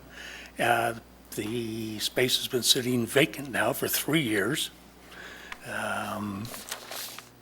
And this seems to be a very viable opportunity. Like I said, he's expanding his business, and yeah, we hope it can work. Yes. Can I ask, were you surprised when you learned that tattoo shops were not allowed in that area? A bit. I mean, I don't know if it was the council or how it all worked, but there is a cosmetic tattoo shop Yes. that is in the same district that's been in operation for a couple of years now, I guess. That's right, I was here when they came before us. I'd forgotten Yeah, about that. yeah. So I guess it's a matter of degree or something. Well, thank you for going through this process. Well, my pleasure. Thank you. Thank you. Anyone else on the dais? Were you Mr. Kilberg? aware of the fact that we discussed this 4 or 5 years ago on Randall Road?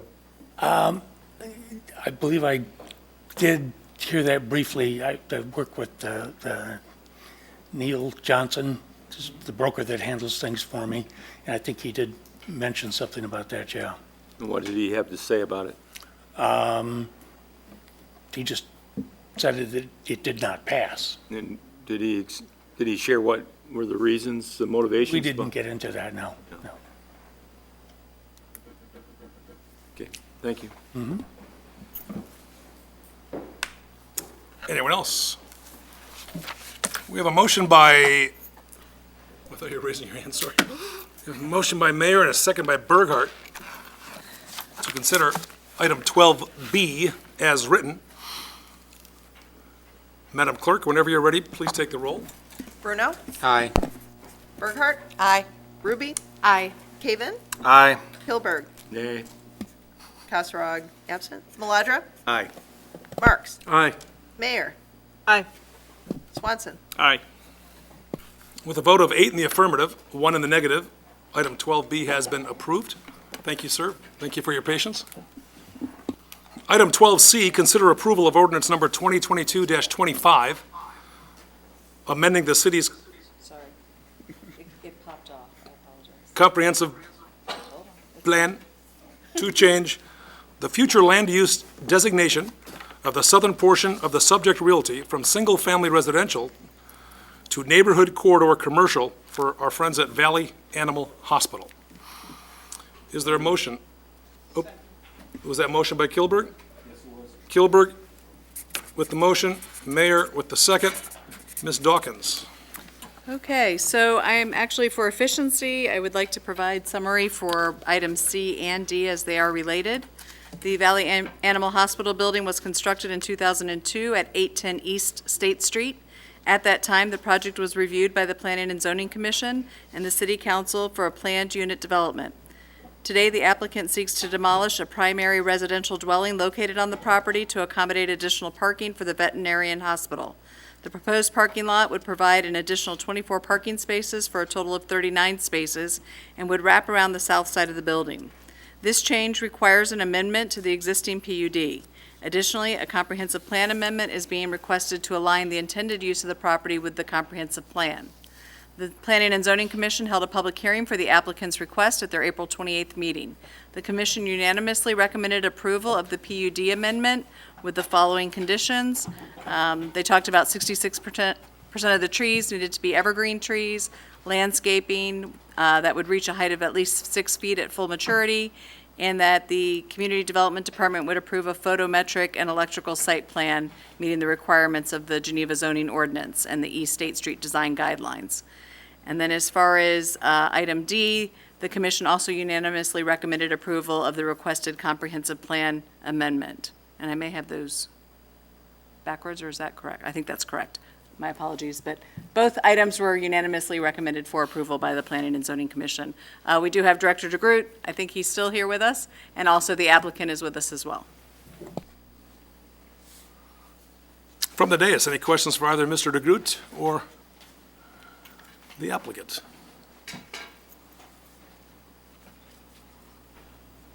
Seeing none? Sensing none? On item 12C, Madam Clerk, whenever you're ready, please take the roll. Bruno? Aye. Burkhart? Aye. Ruby? Aye. Caven? Aye. Kilberg? Aye. Kasserag absent. Maladra? Aye. Marks? Aye. Mayor? Aye. Swanson? Aye. With a vote of 9 in the affirmative, 0 in the negative, and 1 absent, this matter, ordinance number 2022-25, has been approved. Item D, consider approval of ordinance number 2022-26, amending the Valley Animal Hospital preliminary and final planned unit development to allow for the demolition of a residential dwelling unit and the expansion of an existing parking lot. Is there a motion? So moved. Motion by Mr. Marks. Seconded by Ms. Mayer. Ms. Dawkins' comments echo this item as well. Are there any questions for the applicant and/or Mr. DeGroot? Seeing none, sensing none, Madam Clerk? Bruno? Aye. Burkhart? Aye. Ruby? Aye. Caven? Aye. Kilberg? Aye. Kasserag. Maladra? Aye. Marks? Aye. Mayor? Aye. Swanson? Aye. With 9 votes in the, with 9 votes in the affirmative, 0 in the negative, and 1 absent, item 12D, ordinance number 2022-26 has been approved. We're at new business, folks. Anyone joining us here in the audience, any new business they'd like to share? Questions, comments? Anyone online? None? From the dais? Mr. Caven? Thank you. I wanted to bring up, I had a resident reach out to me last week, and we all received an email then from David, from city staff, talking about the fence regulations, the 42 inches versus the 48 inches, so I wanted to at least formally bring it up in new business. And some of the information that I got from the city, and Stephanie, if I'm off on this, you can certainly correct me, but I mean, I know I've talked to several residents, specifically, the issue comes in when somebody has a pool, or whether it's above ground or below ground. The ISPCA regulations dictate that fence has to be 48 inches. Well, the city of Geneva's text on this, the maximum is 42 inches. So anytime somebody who has a pool that needs a fence or is putting one in, it sounds like regularly we have, they have to come for variations, or to get a variation in order to get that 48-inch fence, which meets the ISPCA guidelines. So I don't know if this had been discussed before, but just seeing how many more people are continually putting pools into their yard and try to help with, fewer variations that the city would have to review. I didn't know if this is something that we could potentially discuss at a future meeting, or if anybody had real strong feelings. I mean, if this is something that would make it easier for people to be able to put these in without coming for variations, it seemed like a reasonable request and discussion that I had. And I believe, I only spoke with one resident last week, but I believe that there's another resident that is going through the same exact process right now as well, which was detailed out in the email that we received. So I wanted to see if other people had real strong thoughts, or Stephanie, if there's something So that you if wanted I may, to. I would like to ask Director DeGroot to Yeah, come up. yeah, whoever. Just to clarify, because I think there's a couple different issues that are getting kind of Okay. mixed. So. Sure. Yeah, the issues, the resident I think you spoke to, there's another resident in the same situation. They both live on corner lots, and in the street yard, your fence height is restricted to that 42 inches. So that goes for the front yard and then the corner side yard within the street. And when a resident installs a pool in their rear yard, they often want to enclose it with that 48-inch required fence all the way to the curb or all the way to the sidewalk. But once you get past the plane of the house, it's supposed to drop to 42 inches per our code. So that's really the conflict in those two codes. We had these two residents approach us at the same time, and they had concerns about the application expenses and process. We suggested they could also consider a text amendment and share the cost of that text amendment to allow for exceptions for corner lots with a swimming pool, or to kind of revisit the regulations altogether. And I believe that's when they reached out to you. Okay, well, thank you. And I'm sure if there was a text amendment, there would still be parameters in there about like everything else, how that would need to work if they were going to be able to go through and do that. But I guess my question is, if this is something that is known and a lot of people have had to go through before, is there a way for us to request that a text amendment gets done so it doesn't fall on the two residents, knowing that anybody else who falls into this situation moving forward wouldn't have to go through this, or any other residents as well, or how does that work? So I think part of the question is, council can direct staff to do a text amendment. What the concern is that there's a lot of other projects on the list right now that we're trying to work through. So the question becomes, what becomes the priority of this body? Is the priority what you've asked us to do already, or now what you're asking us to do now, just so that, and what our suggestion was to them was, if they initiate it, it goes through the process. That doesn't preclude, quite frankly, for them to ask for the council to waive the fee.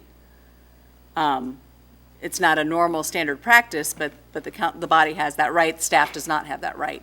So again, if this body decides that this is an issue that should be addressed right here, right now, not tonight, because you're not allowed to. I know. But then that would, if there's a consensus there, then that means we put the other projects aside and pick up this project. Well, isn't the amount of work required the same whether or not the council says we would like a text amendment, or if residents request a text amendment? How is that different? Not so much the amount of work, it's who's directing staff to do what. Oh, okay. So, again, if it comes in as a formal application, we have an obligation to process that application. If it's coming as a request from an individual council member, it comes to this body to ensure that there's the consensus, and that then becomes the priority. So ultimately, yes, the answer is the same. If this body agrees that this is an issue that you want us to address first, then that's what happens. I don't know if that makes sense, but it's a way of prioritizing the workload to make sure it's the body as a whole making the determination, as opposed to one individual on the body. I would add, just for a little background too, it felt fresher to me in my conversations, but looking back, I guess we did have a policy discussion in 2014, I believe. So it's been several years, and we can certainly have another one and revisit the topic. But at that time, the council elected to keep the regulations as they are, and grant variations when deemed appropriate in these types of situations. So Okay. that was part of the reason we also directed them to file the application. I don't know if anybody else has any thoughts or whatever, but that is what I wanted to bring up. I don't know if anybody else had something that they wanted to offer or share today, or this is not something that's a priority. I would like to offer something on the topic, if that's okay. Am I allowed to do that? So I read through the meeting minutes from the 2014 meeting, the policy discussion that was had then, and a lot of it was related to, a lot of the reluctance to approve a 48-inch height was due to a visual barrier issue, Mr. Maladra. I think that with the fencing that is generally used for pools, that there's a visual permeability that is higher than if there is, so with aluminum picket metal fencing, there's a higher visual access that you can have, and it doesn't create the visual wall that Mr. Maladra referenced in 2014. And that would be what I would like to see come forward as a text amendment, rather than to change the height of picket or privacy fencing, but to security fencing that's aluminum picket fencing would be the way I'd approach it.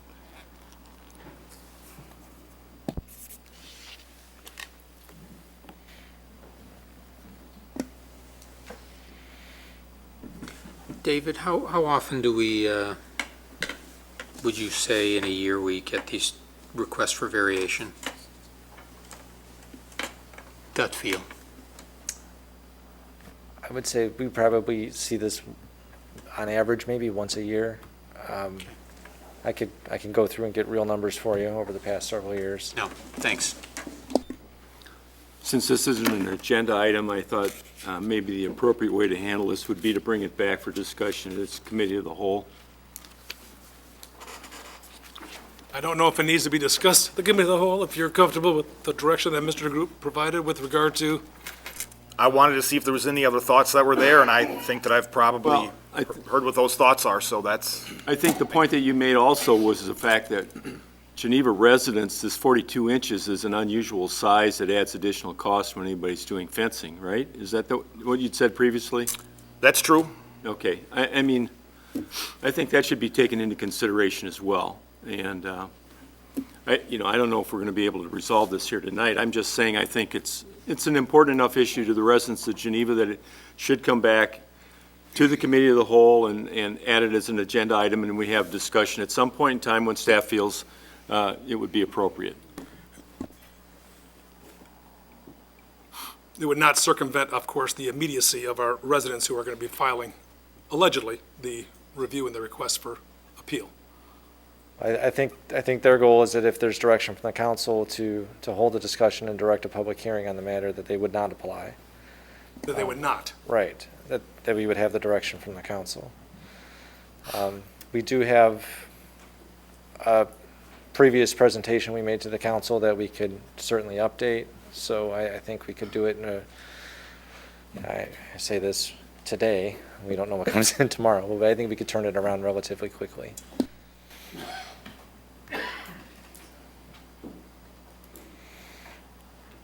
Is that the will of the committee, Ms. Burkhart? I was going to say, I kind of agree with Alderman Kilberg. I'd like to talk about this again, but I don't know if it's a huge priority for me. I do remember us talking about the 42 inches versus 48 inches. I'd like to move to something that's more universal, maybe whether there's a pool or not in terms of height. And maybe I'm wrong, maybe 42 inches is common. I feel like we've had this discussion before. I guess I'd encourage the residents, if they want to move on this summer, they probably should go ahead and file their variance, because we're not going to meet again until June 6th. As it is, I mean, even if you do have a lot on your plate, even if you move quickly, it's going to be, summer's going to be over by the time we'd make any kind of change. I don't know what their building plans are, but, and we could always consider waiving the fee if we feel like we're close enough to taking this issue up. And what would the fee be for a It's a $500 non-refundable fee and then a $500 deposit for any third-party costs. But we typically average around 500 on those third-party costs. So probably about 1,000. Yeah. I don't know. I'm of two minds on this tonight, but I do, I sympathize with them, and especially because it is safety and they're trying to do what, the code of the, accepted code is. And Alderman Mayor, when you say aluminum picket fence, you're talking about like the ones that are like, have space in between them, almost. It's a 1-inch picket and a 4-inch space, so the visual effect is not as strong as if it were a privacy Right, fence which that is is just more a- solid. So that would be what I think we should do to change the standard, because I don't particularly like to see the solid fences either. And I understood from reading the packet that was previously provided in 2014 what the issues were. So, but yes, pools have to have a 48-inch fence, no exceptions. Thank you.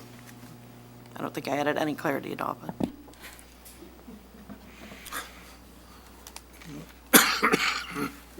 The will of the committee, advance this to it as quickly as possible, in tandem with the potentiality of a filing of an application, likely to include possibly waiver of a fee. So we'll just do this in tandem, quickly as we can. Again, to Ms. Burkhart's point, we're talking after June 6th, Well, I'm guessing no earlier than mid-June. mid-June. We'll have to use one of the other Mondays, so. I Other new certainly, business? certainly wouldn't want to prioritize it. Yeah. Yeah, I don't hear any consensus at all. Is it, anyone object to that recommendation? Nobody doesn't like Sarah Lee. What's that? The recommendation is to advance this in tandem with the consideration by the homeowners, recognizing that this might not take place until mid-June. Okay. Other new business? Motion to adjourn the city council meeting is in order. All in favor of adjourning? Who are you going to give that to? I am going to give that to Alderman Maladra there. Did you not? Or, was it very clear? See, over here, or you?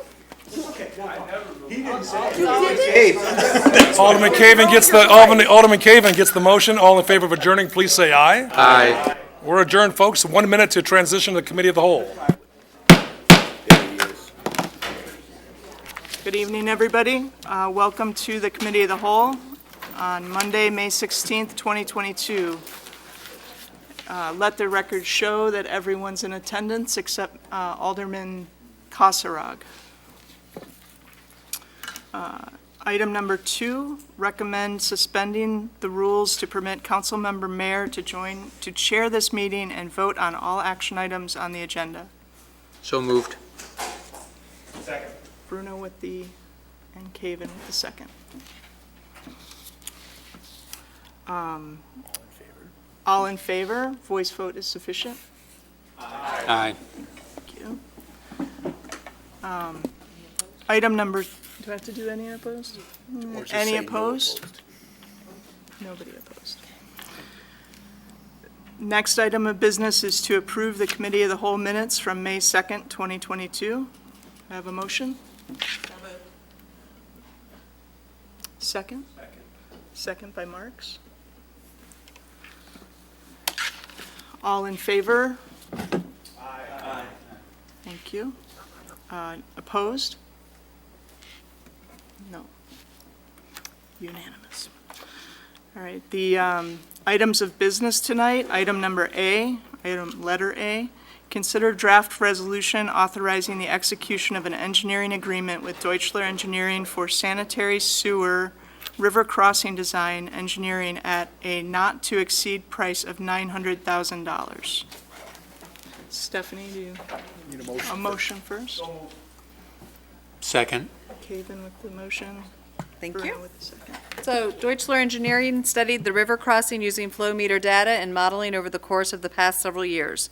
The modeling showed that even with continued investment in sanitary sewer rehabilitation west of the river,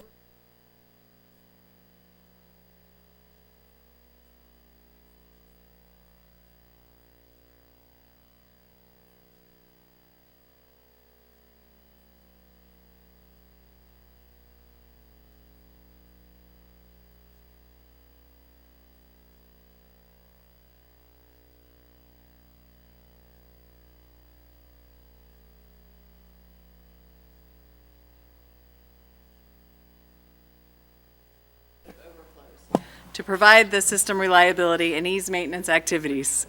Staff is presenting for consideration an engineering agreement with Deutschler Engineering for the design and permitting of a new twin pipe sanitary sewer river crossing.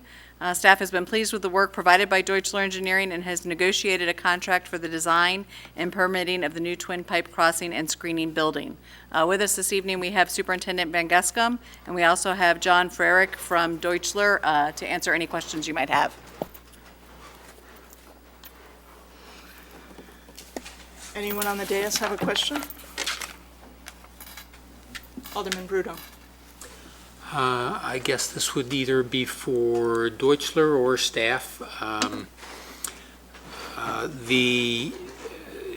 Is it clear that a twin feed is more advantageous or realistic or cheaper than one larger one? Does it offer some advantages in terms of maintaining one while we work on another? The definite advantage is going to be the ability to clean one and also televise it and do maintenance on it while we continue to have flow through the other pipe. And it also will act as a additional conveyance pipe with the two there to bring flow over to the wastewater plant and correct me if I'm wrong, John, but with one larger pipe, you're going to get more settled solids in that one larger pipe. But John may be able to answer some more on that. Yeah, that is correct. And the twin pipes, again, allow for better cleaning and maintenance. When we did the existing one, to even maintain it, we had to set up a bypass pump. We had to set up extensive temporary piping across the pedestrian bridge, underneath the railroad bridge, to convey it across the river, while we were able to then isolate, clean, televise that existing pipe that you have. So with two, that makes that so much easier. Sure. And then again, to Bob's credit, it is, the larger the pipe, sometimes, you know, the slower the flows at times, the more sediment can settle out, and so you'd be cleaning it more often. So with the smaller twin pipes, you'd have better velocities, better scouring velocities, and self-cleaning. Thank you, good information. And would these eventually be co-located, like tandem, or any physical distance between them? Right. They're going to be next to each other, and we're also going to include the installation of conduits that are going to be used by the electric department to bring power across underneath instead of the overhead. Pedestrian access? Sure. If you'd like us to go that direction, sure. But so we'll be dropping in a new one, putting that active, replacing the existing, or will we end up with three? Go ahead. So that is still yet to be determined. The plan is for two new ones, and then to bring where the existing junction box is, where the existing crossing is, to bring that southerly underneath the railroad to the new junction box, so that we would be south of the bridge instead of north of the bridge, and then we'd be coming right across directly, pretty much where the parking lot extends down, I think, to the riverbank, and then we'd come right across straight into the treatment plant site. So we would be avoiding that. We just lose that to history then? We could, well, there's the potential. So there's some options and considerations that we'll discuss with staff during the design, whether do we want to bring that underneath the railroad, if maybe the railroad permit's taking a long time or is very difficult, maybe we leave that in place. I mean, it's not a detriment to leave it in place. Sure. Or do we leave it in place, maybe leave it and just valve it off or isolate it off so that this is the primary, and if you ever needed a third, it's still there. We don't necessarily abandon it altogether. I mean, there's still some considerations that'll be taken in the detailed design. So it's all on the table right now. And IDNR, I'm trying to think. I don't know that I've ever been present for an actual big construction project in the river. So this is, I presume they're going to have to, they've got a lot to say, let's say. Correct. I mean, once again, John has got a lot of experience, or Deutschler does, in that regards with other work that they've completed through the Fox River. So John can maybe elaborate on that a little bit more. Correct. It will have to go through an extensive permitting process. We have already reached out as part of the facility planning documents and the submittal to Illinois EPA when that takes place here shortly. We've already reached out to the Army Corps, IDNR, Office of Water Resources, and have had their initial kind of comments on it as part of the facility planning process. And they're, you know, they understand the need and understand the complexity of the project that would require. Right now we're addressing it as an open cut method, so it'll be open cut across the river. That's what we anticipate with the number of conduits going in, that would be the easiest approach. And we've had success in that before. There's just a lengthy permitting process that would go with it. Okay. Thank you very much.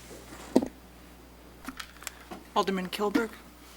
I know your company's done a good deal of work in Geneva and understands some of the issues that we're faced with. You know, one of the challenges that we have as an alderman is this is a sizable bid. This is $900,000. And I guess if I was asked by a resident why wasn't this led to competitive bidding, what would be the explanation? I know that staff obviously reviewed this. They got an excellent understanding of the history of what needs to be done, but it's engineering, and the documents, the information that you prepared for us previously was not proprietary. That's all in the hands of the city, right? Yes, correct. If I may, Alderman Kilberg? Can I finish? Okay, I thought you were asking. But what would be the points then that we would make to that resident that might ask why we're giving a $900,000 bid to just one company without pursuing at least additional information from other vendors? And if I may, I think it's more appropriate for that question to either be addressed to staff or the attorney. As I put in the minutes, the question that was asked earlier and posted to the website, our code says that contracts for professional services, it shall be the policy of the city to negotiate and enter contracts for these types of contracts at fair and reasonable prices with a vendor. State statute also says shall. In other words, state statute does not say, it's not that you can, it says you shall negotiate these contracts versus bid them, because you want to ensure that you have the appropriate skill level to do the projects. Different from a construction project where you bid price per unit and those types of things. So this is not necessarily a choice, it's following state statute. That doesn't mean that you couldn't interview other companies to review the project. Is, Good, and again, that's the question of whether you're looking at experience and qualifications, and in this particular case, it is our belief that they have the experience and the qualifications because they're the ones who have been doing all the work up to this point. understood. I'm just saying, though, I think, though, that on a project that almost it's almost $1 million, having a second or third party review and critique, offer comment, I think is always helpful. It's additional input. And again, I'm not saying that this isn't the right decision. I'm just saying I think that on a project of this scale,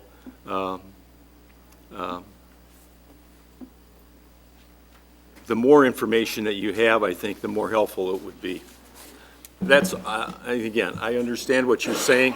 I'm just saying there's other people that probably, I'm confident probably could undertake this project and probably do a good job with it. I'm just saying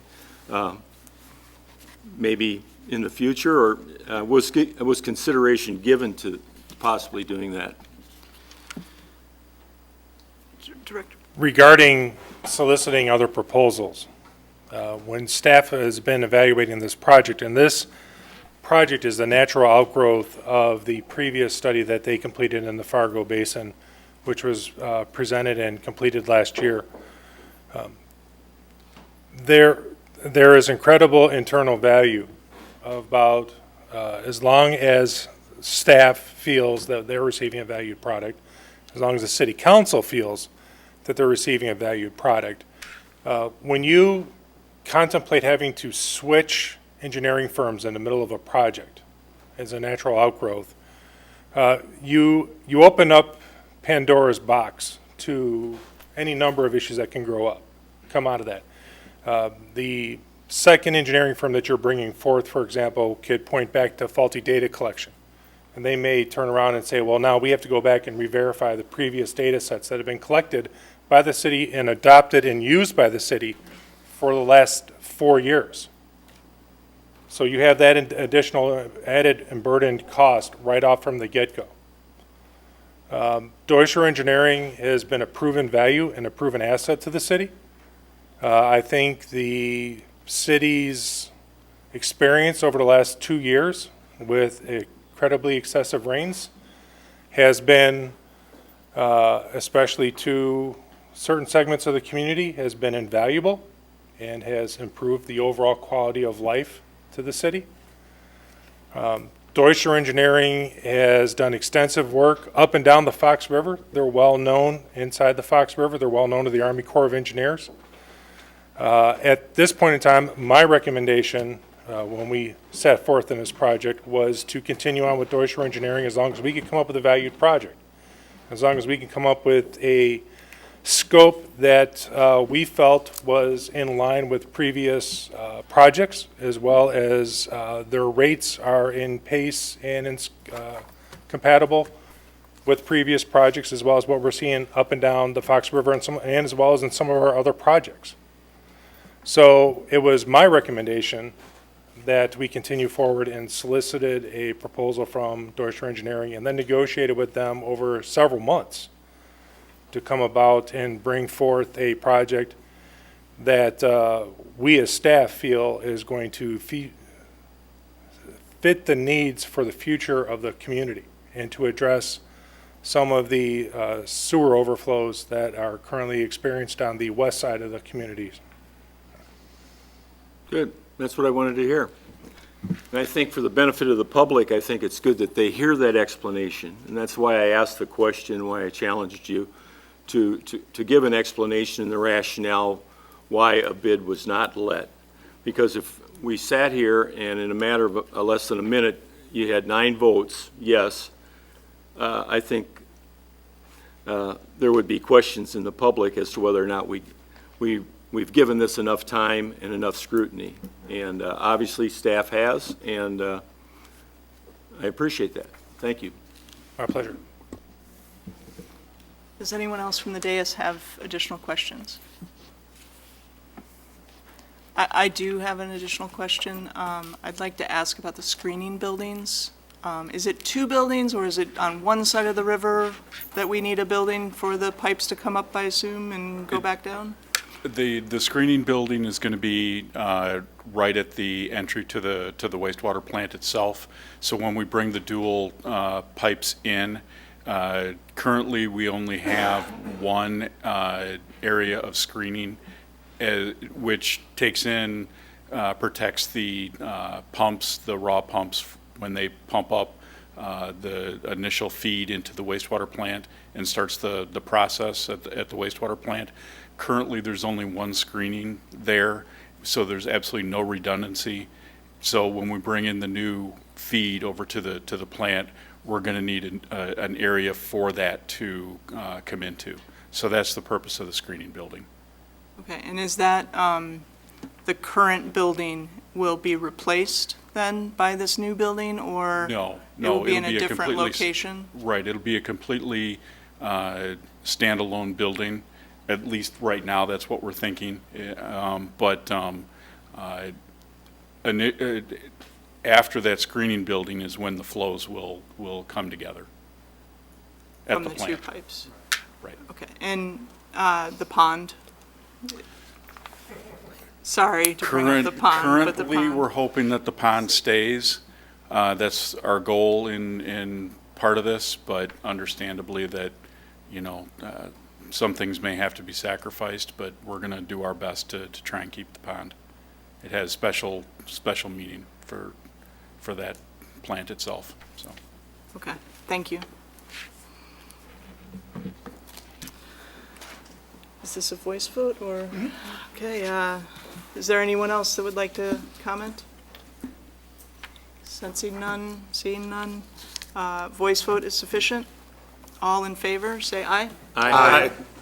Any opposed? All right, passes unanimously. Let's see, item B, consider draft resolution authorizing the purchase of a water valve exerciser from McQueen Equipment in an amount not to exceed $24,890. Do I have a motion? So moved. Bruno with the motion. Burkhart with the second. So the water distribution system has roughly 2,250 mainline water valves, and the goal of the division is to exercise 400 valves a year. The valves are used to open and close the water system for emergency repairs, maintenance, and construction activities. The valves isolate an area to limit the number of residents that are out of water at any given time. The valves need exercising, or they can become immovable or extremely hard to turn. Exercising the valve improves functionality. The valve exerciser will take place of staff physically turning and exercising the valves, thus improving productivity and reducing the likelihood of injury caused by strain on the shoulder, arms, and back. The recommendation is to purchase the exerciser through the National Sourcewell Cooperative Purchasing Program. And again, Superintendent Van Gescam is with us this evening to answer any additional questions. Does anyone from the dais have questions?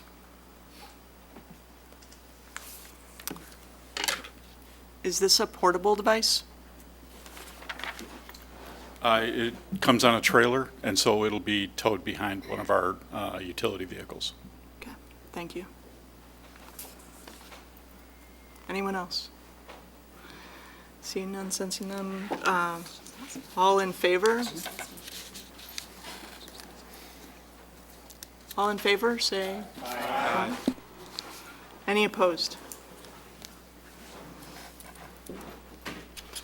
Okay, item C, consider draft resolution authorizing execution of an acceptance letter for IDOT Municipal Sidewalk and Shared Use Path, ADA Public Right-of-Way Accessibility Guidelines at 33 West 300 Illinois Route 38. Do I have a motion? Marks and Gabe Caven. Okay, so at the April 4th, 2022 City Council meeting, the City of Geneva adopted Resolution 2230, granting a conditional approval for the construction of a light industrial building and associated improvements for 33 West 300 Illinois Route 38. One of those improvements is a shared-use sidewalk and path located within the IDOT right-of-way. While the City of Geneva is compensated to conduct routine maintenance on IDOT roadways, including sidewalks, this segment of Illinois Route 38 is not within that agreement. Therefore, IDOT is requesting that the city accept the maintenance responsibilities for the sidewalks and paths being installed as part of this development, and Director Babica is with us to answer any additional questions.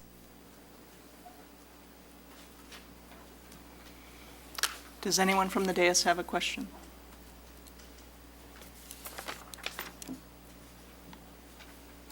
Seeing none, sensing none. Voice vote is sufficient. All in favor, say aye. Aye. Any opposed? All right. Item D, draft ordinance authorizing the execution of a First Amendment to communication ground lease by and between the City of Geneva and Crown Castle GT LLC. Do I have a motion? So moved. Alderman Bruno and Burkhart. In 2007, Crown Castle GT Company LLC, the tenant, entered into a communication facility ground lease with the City of Geneva, the landlord, for the operation, maintenance, and use of a wireless antenna support structure. The current lease is set to expire on June 30th, 2026. Tenant has requested to extend the lease for an additional 4 successive 5-year terms with existing terms and conditions. As the total term of the lease would exceed 20 years, under state statute, the city is required to publish notice of the intent to adopt said ordinance not less than 15 days, no more than 30 days, before the date on which it's proposed to adopt such an ordinance. Provided that the Committee of the Whole recommends the First Amendment for approval, publication will be on Wednesday of this week in the Suburban Chronicle, with final consideration by the City Council on June 2nd. And I'm happy to answer any additional questions. Alderman Swanson. Thank you. This request was at the lessee's request, that they wanted to extend. That is And correct. we're extending for a significant period of time. And in doing so, we're keeping all of the terms the same. And I was wondering if we considered changing any of the terms more to our benefit. Particularly, just a quick review, there are many ground leases out there with municipalities all across the country, and a good portion of them have annual increases in rent. And our agreement, which goes back to 2007 and perhaps even back to 1981, is fixed with only increases upon renewal. So my question is, did we request any changes to the terms? And if not, why? Or could we at this time? Sure. So this request actually came from Crown Castle, I believe, back in 2017. So we've been negotiating on and off. I say on and off because we would negotiate, they would go silent for months and then come back. So we covered a bunch of various things, including increases in rent. What we have found is that there really aren't any changes to the area that they're renting, and nothing has changed in the actual So to justify it is hard to justify based upon our conversations with our city attorney, which was not Sandek, it was Radovich. But we had some other requests in there that we had worked through. They did resurvey the property to ensure that the lease was only covering that property which their materials are on. They have tried to negotiate the change in subtenant leasing. We held firm on that we get, the subtenant leasing is based on our water tower leases and 50% of that. So there's been back and forth on all of these things, but ultimately we felt that this worked because this is not land that the city is currently using and it has been under that lease for a period of time. But if it's the council's desire, we can go back to the table and start over again. We've gone back and forth, but again, the current lease expires in 2026. so. With the additional rent, and I think we've collected, what, 180,000 over? 380,000. 380 in the past 10 years. Do we see that? Since 2012, correct. In the past 10 years, right. Do we see that increasing given all of the changes in the communication world? Or do we have any idea? We don't really have any idea, but I will tell you periodically they come to us with a new subleasee. Recently, we were working with them to bring Dish One to their property.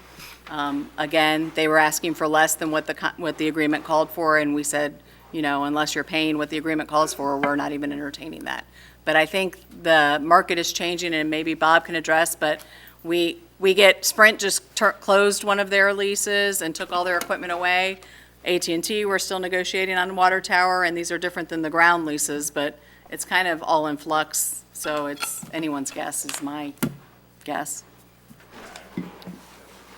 Okay.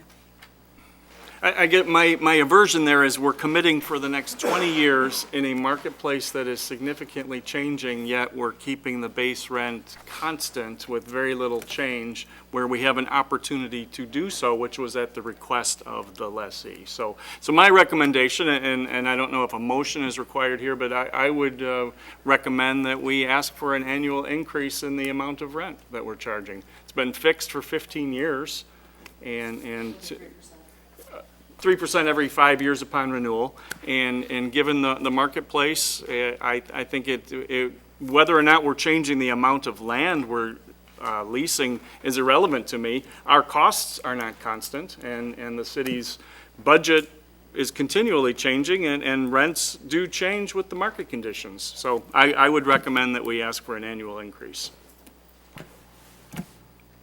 I guess I need to know, I guess we could do that as an amendment, or I need to have a consensus, and what that amount looks like, because I don't want to go back and come back with some amount, and then that's not sufficient either, in all fairness. I would base it on cost of living, and make it a cost of living adjustment annually.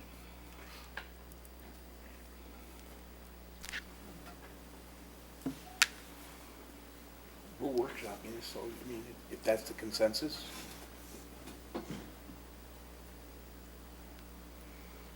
I'd support trying that. 3% per year, is that what we're? It would vary with Cost of what the living. cost of living is annually. Oh, okay. So based on the CPI for the period ending, the lease, December 31st or well, the whatever. lease starts July 1 of every year, so the period June 30th, or CPI for the Chicago year. area. Yes.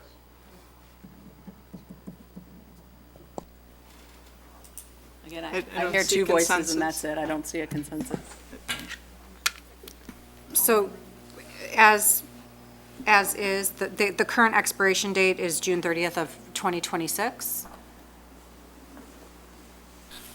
So I'm wondering if we just hold off on approving this.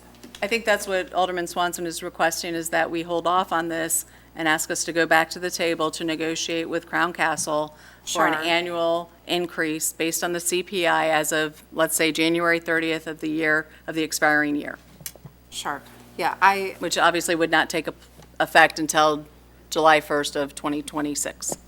I don't see any urgency to renew the lease at this point when we've still got 4 years on it.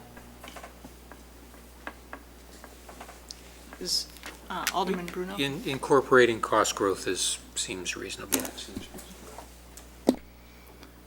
Yeah, I think we have a consensus. Okay. based on nods that I'm seeing, so. So you will not see this item then on the next city council meeting. We'll bring it back at a later date. Thank you. On to item D, consider draft ordinance, we already did that one? Item E, consider draft resolution authorizing a first amendment to the tax increment financing redevelopment agreement with Rigonato Old World Grill, 700 to 720 East State Street. A motion. Marks with the motion?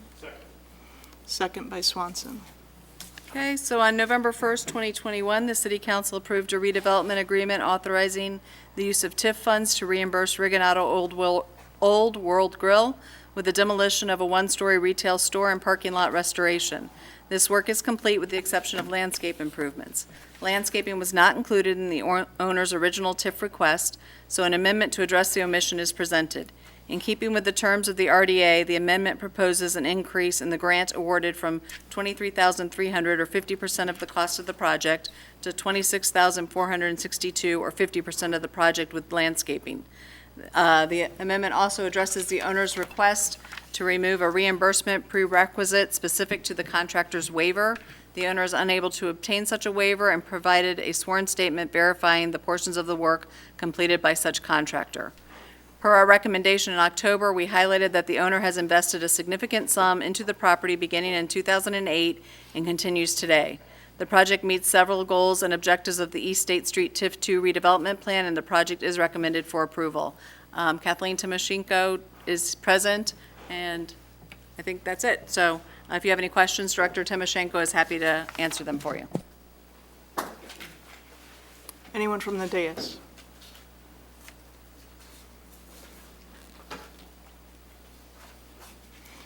Kathleen, I do have a question.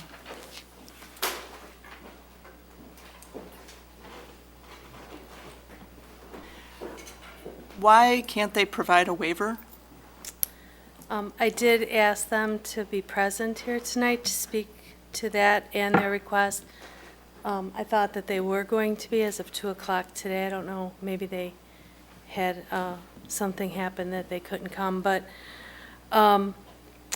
they told me that they had issues with the contractor. They originally had a larger scope of service with the contractor, and there was some type of issue that they had, and they did not complete the contract with the contractor.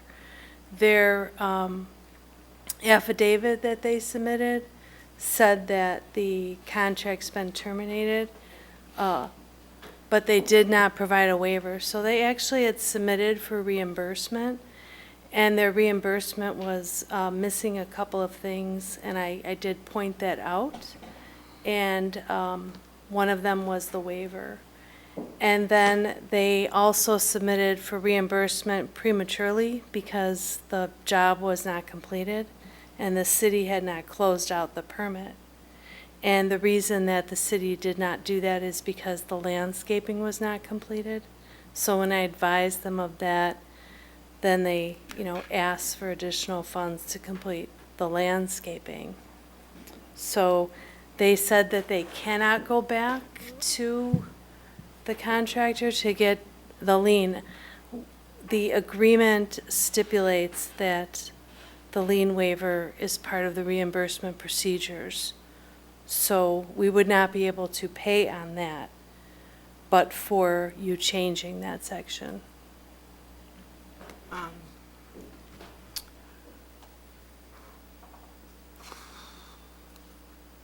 Seems a little risky to not get the waiver of lien when we know that there's a dispute between the owner and a contractor, and we would be funding for that specific area of work. I would ask city attorney to look at that, but they did give us the affidavit, which states that they have paid them in full to the work that has been completed. I can't opine on that until I see it. I mean, the affidavit may be suitable for the lien waiver. Obviously, the city doesn't want to pay and then all of a sudden see a lien thrown on the project. So do we know how much we're talking about with respect to that sum of work, I do. roughly? I think it's about, I'd have to look. I'm sorry, I don't remember. No, no, I really thought that they'd be here to speak to it themselves, so. could set it aside too and put something like that portion in an escrow or something. Or hold harmless or something. Hold harmless. I mean, there's a couple workaround potentials, but I think we need to get this additional information. And yeah, I think the applicant should speak to this too. So perhaps you can table it and we can, Probably the best move. cover it again when they are able to come to the meeting. Table the committee of the whole section, not advance it and, Just to the next committee of the whole. okay. But I won't be here for the next committee. I think that's okay. Moved by, second by Swanson. All in favor of tabling this item till the next meeting? Aye. Thank you. Any opposed? Okay, all good. We are on to public comment and new business. Does anyone have any new business to bring up? Is anyone on the line? I think we're going into closed session. I'm not sure. I need Yeah, a we need a motion to go into closed session on collective negotiating matters between the public body and its employees and their representatives. Moved by Marks. Second. Second by Bruno. Roll call vote, please. Marks? We're doing Aye. a roll, sorry. Meyer? Aye. Swanson? Aye. Bruno? Aye. Burkhart? Aye. Ruby? Aye. Haven? Aye. Hilberg? Aye. Oh, Maladra? Aye. All right. It'll be just a minute. Will it be just a minute? Yeah, we need to. All right, I need a motion to return to open session, please. So moved. Second. And a voice vote is sufficient. All in favor, say aye. Aye. Any opposed? I need a motion to adjourn. Now I need a motion to adjourn. All in favor, say aye. Aye. All right.